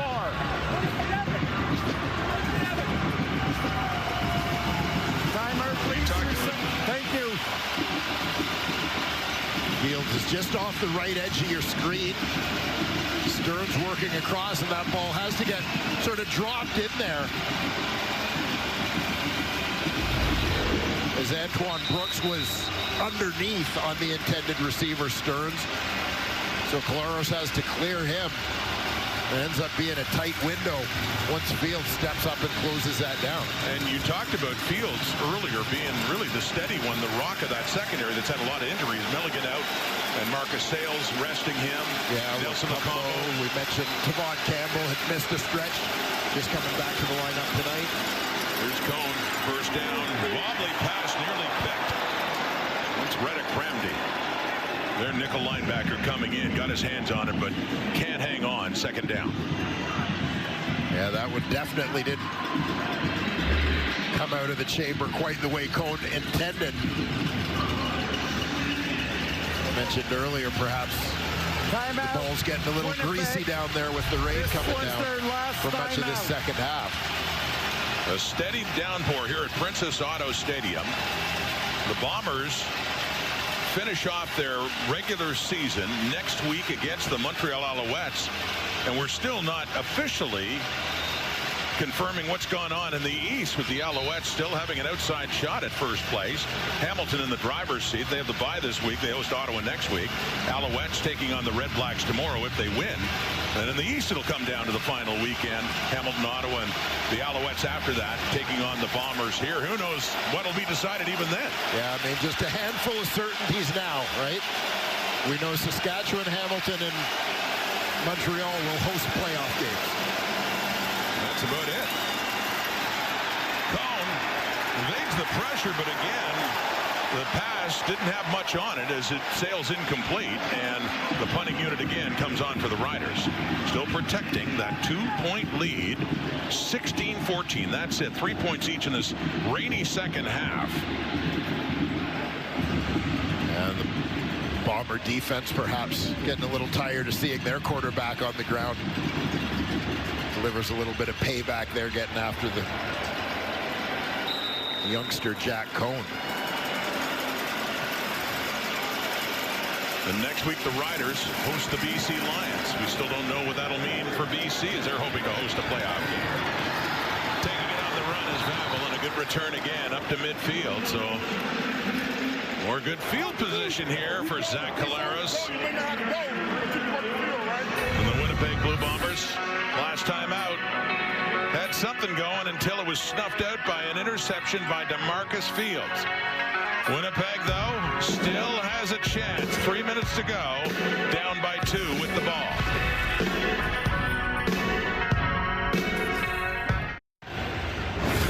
As we look at the West standings, in particular here, what we can tell you is Saskatchewan gets first place. That's done. Everything else after that, we can't tell you. And the oddity here, Dwayne, is even if Winnipeg wins tonight, they don't clinch a playoff spot. And yet, even if they lose, they do clinch if Edmonton loses tonight in BC. Explain that to the people, Rod. I can't explain it. Well, it would take a little while. Ball bursting through. There's Brady Oliveira. Trying to drive down to field goal range, and they're just about there now for Castillo.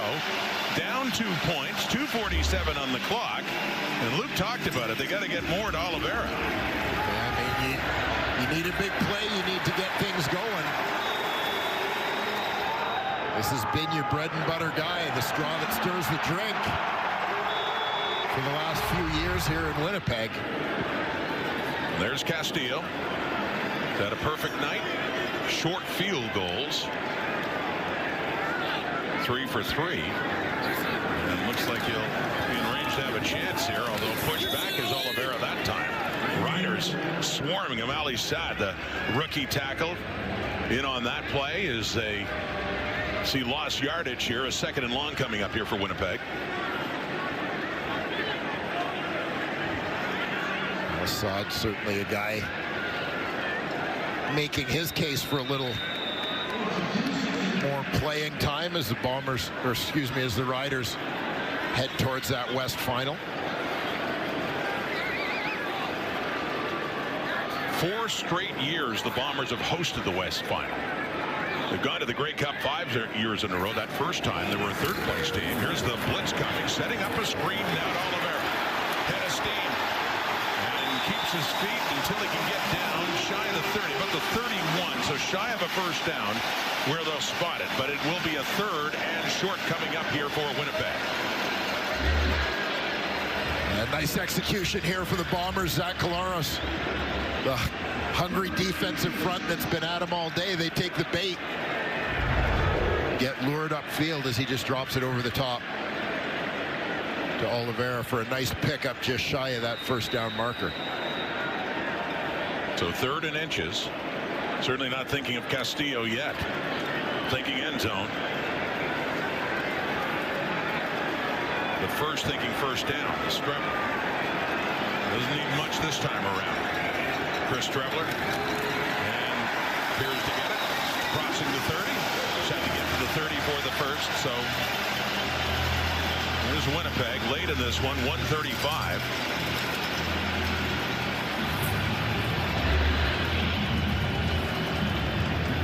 Strebler just plunges it into that A gap.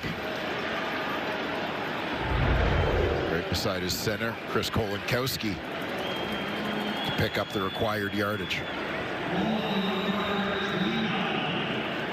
In better position to ultimately win this game despite trailing for much of this second half is Winnipeg. They don't need it to be pretty. They just need the W. Satch 29 through again. A little bit more as Oliveira works it down around the 25. Well, a couple of Oliveira runs and a screen pass to the star running back, and Bombers finally look like they have a little traction here in this second half. And he's up to 71 yards rushing and 29 yards receiving. So he's at an even 100 combined, Brady Oliveira. Under a minute to go, clock ticking down. Yeah, I mean, they're going to try and use as much of this clock as they can. See if Castillo can win it for them. Oliveira again pushing afterwards. Gabe Wallace and Aubrey Miller, but it's down to the 20. And a 3rd down here. 3rd and short, but knowing that the field goal would give them the lead. And not taking any chances is Mike O'Shea now. No short yardage unit. It's Sergio Castillo coming on, looking for the kick that'll put Winnipeg ahead.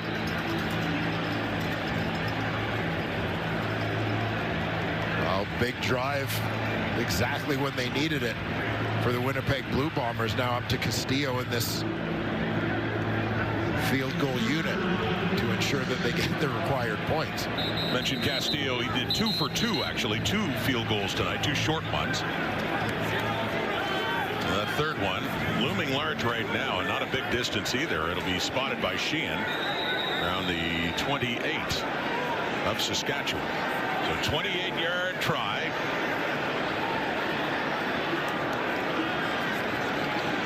This is for the lead with 45 seconds on the clock. Kicked. Good. Perfect night continues for Castillo. We do have a flag out, however. The Bombers do celebrate taking the 1-point lead, but let's wait and see what this flag is about.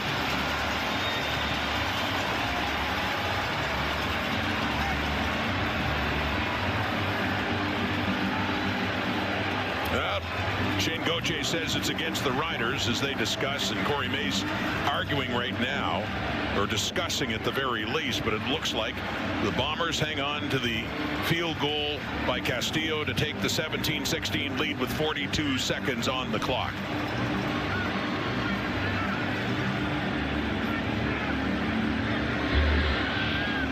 Keep an eye on the right side of your screen here. Second player in is going to go airborne. The reason Shane Gauthier knew what was happening is he's the guy getting climbed on here in what appears to be a pyramiding call.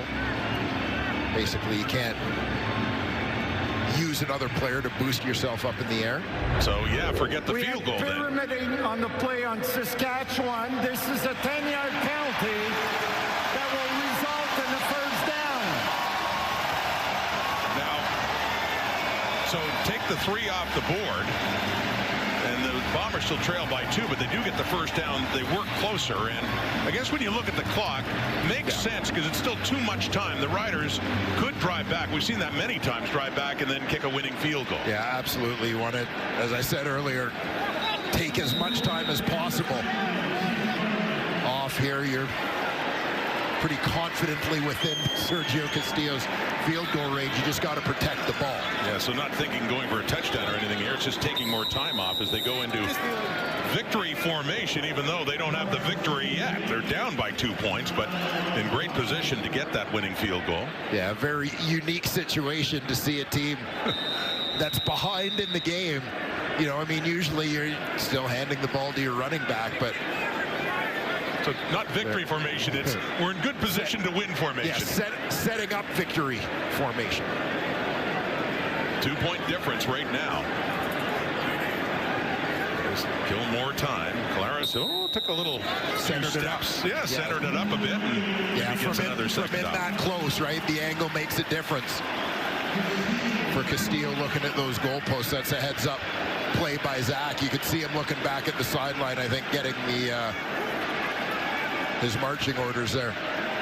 So it doesn't look like a 13th win coming up tonight for Corey Mace with one game next week against BC, but they're still leading now. Put down just outside the 20 this time. And another shot for Castillo. From the 12, from the 23, all short field goal tries for Sergio Castillo. And centered up pretty nicely here. With the clock ticking down, looks like the final play of this game for the win, for the W. And the W gets it. Much needed for their playoff hopes. Castillo with the walk-off field goal, and Winnipeg salvages its 3rd meeting of the season against Corey Mace's Saskatchewan's Roughriders. Now it's time for Wilson's game ball. Luke, what do you got? Yeah, Rod, I'm going a little off script here, and I'm giving it to the Bombers faithful.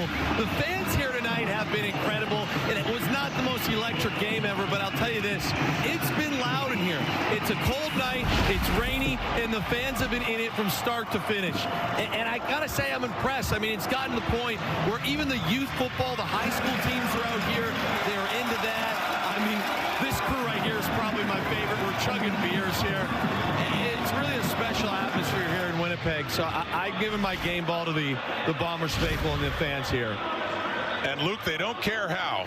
They care that they're going home, and their team managed out a victory to get to 9-8 and much better playoff position, even though they haven't officially clinched tonight.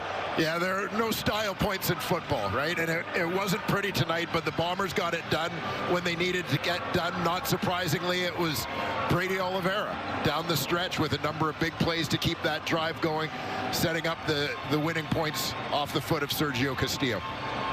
And so that's part 1 of our Friday Night Football doubleheader, and a crazy finish to the season by the West Division. If BC beats Edmonton, we do know that Winnipeg will clinch a playoff spot. If Edmonton wins, oh, don't even ask. We'll head over for part 2. Leave that question with Matthew Shinetti. Matthew.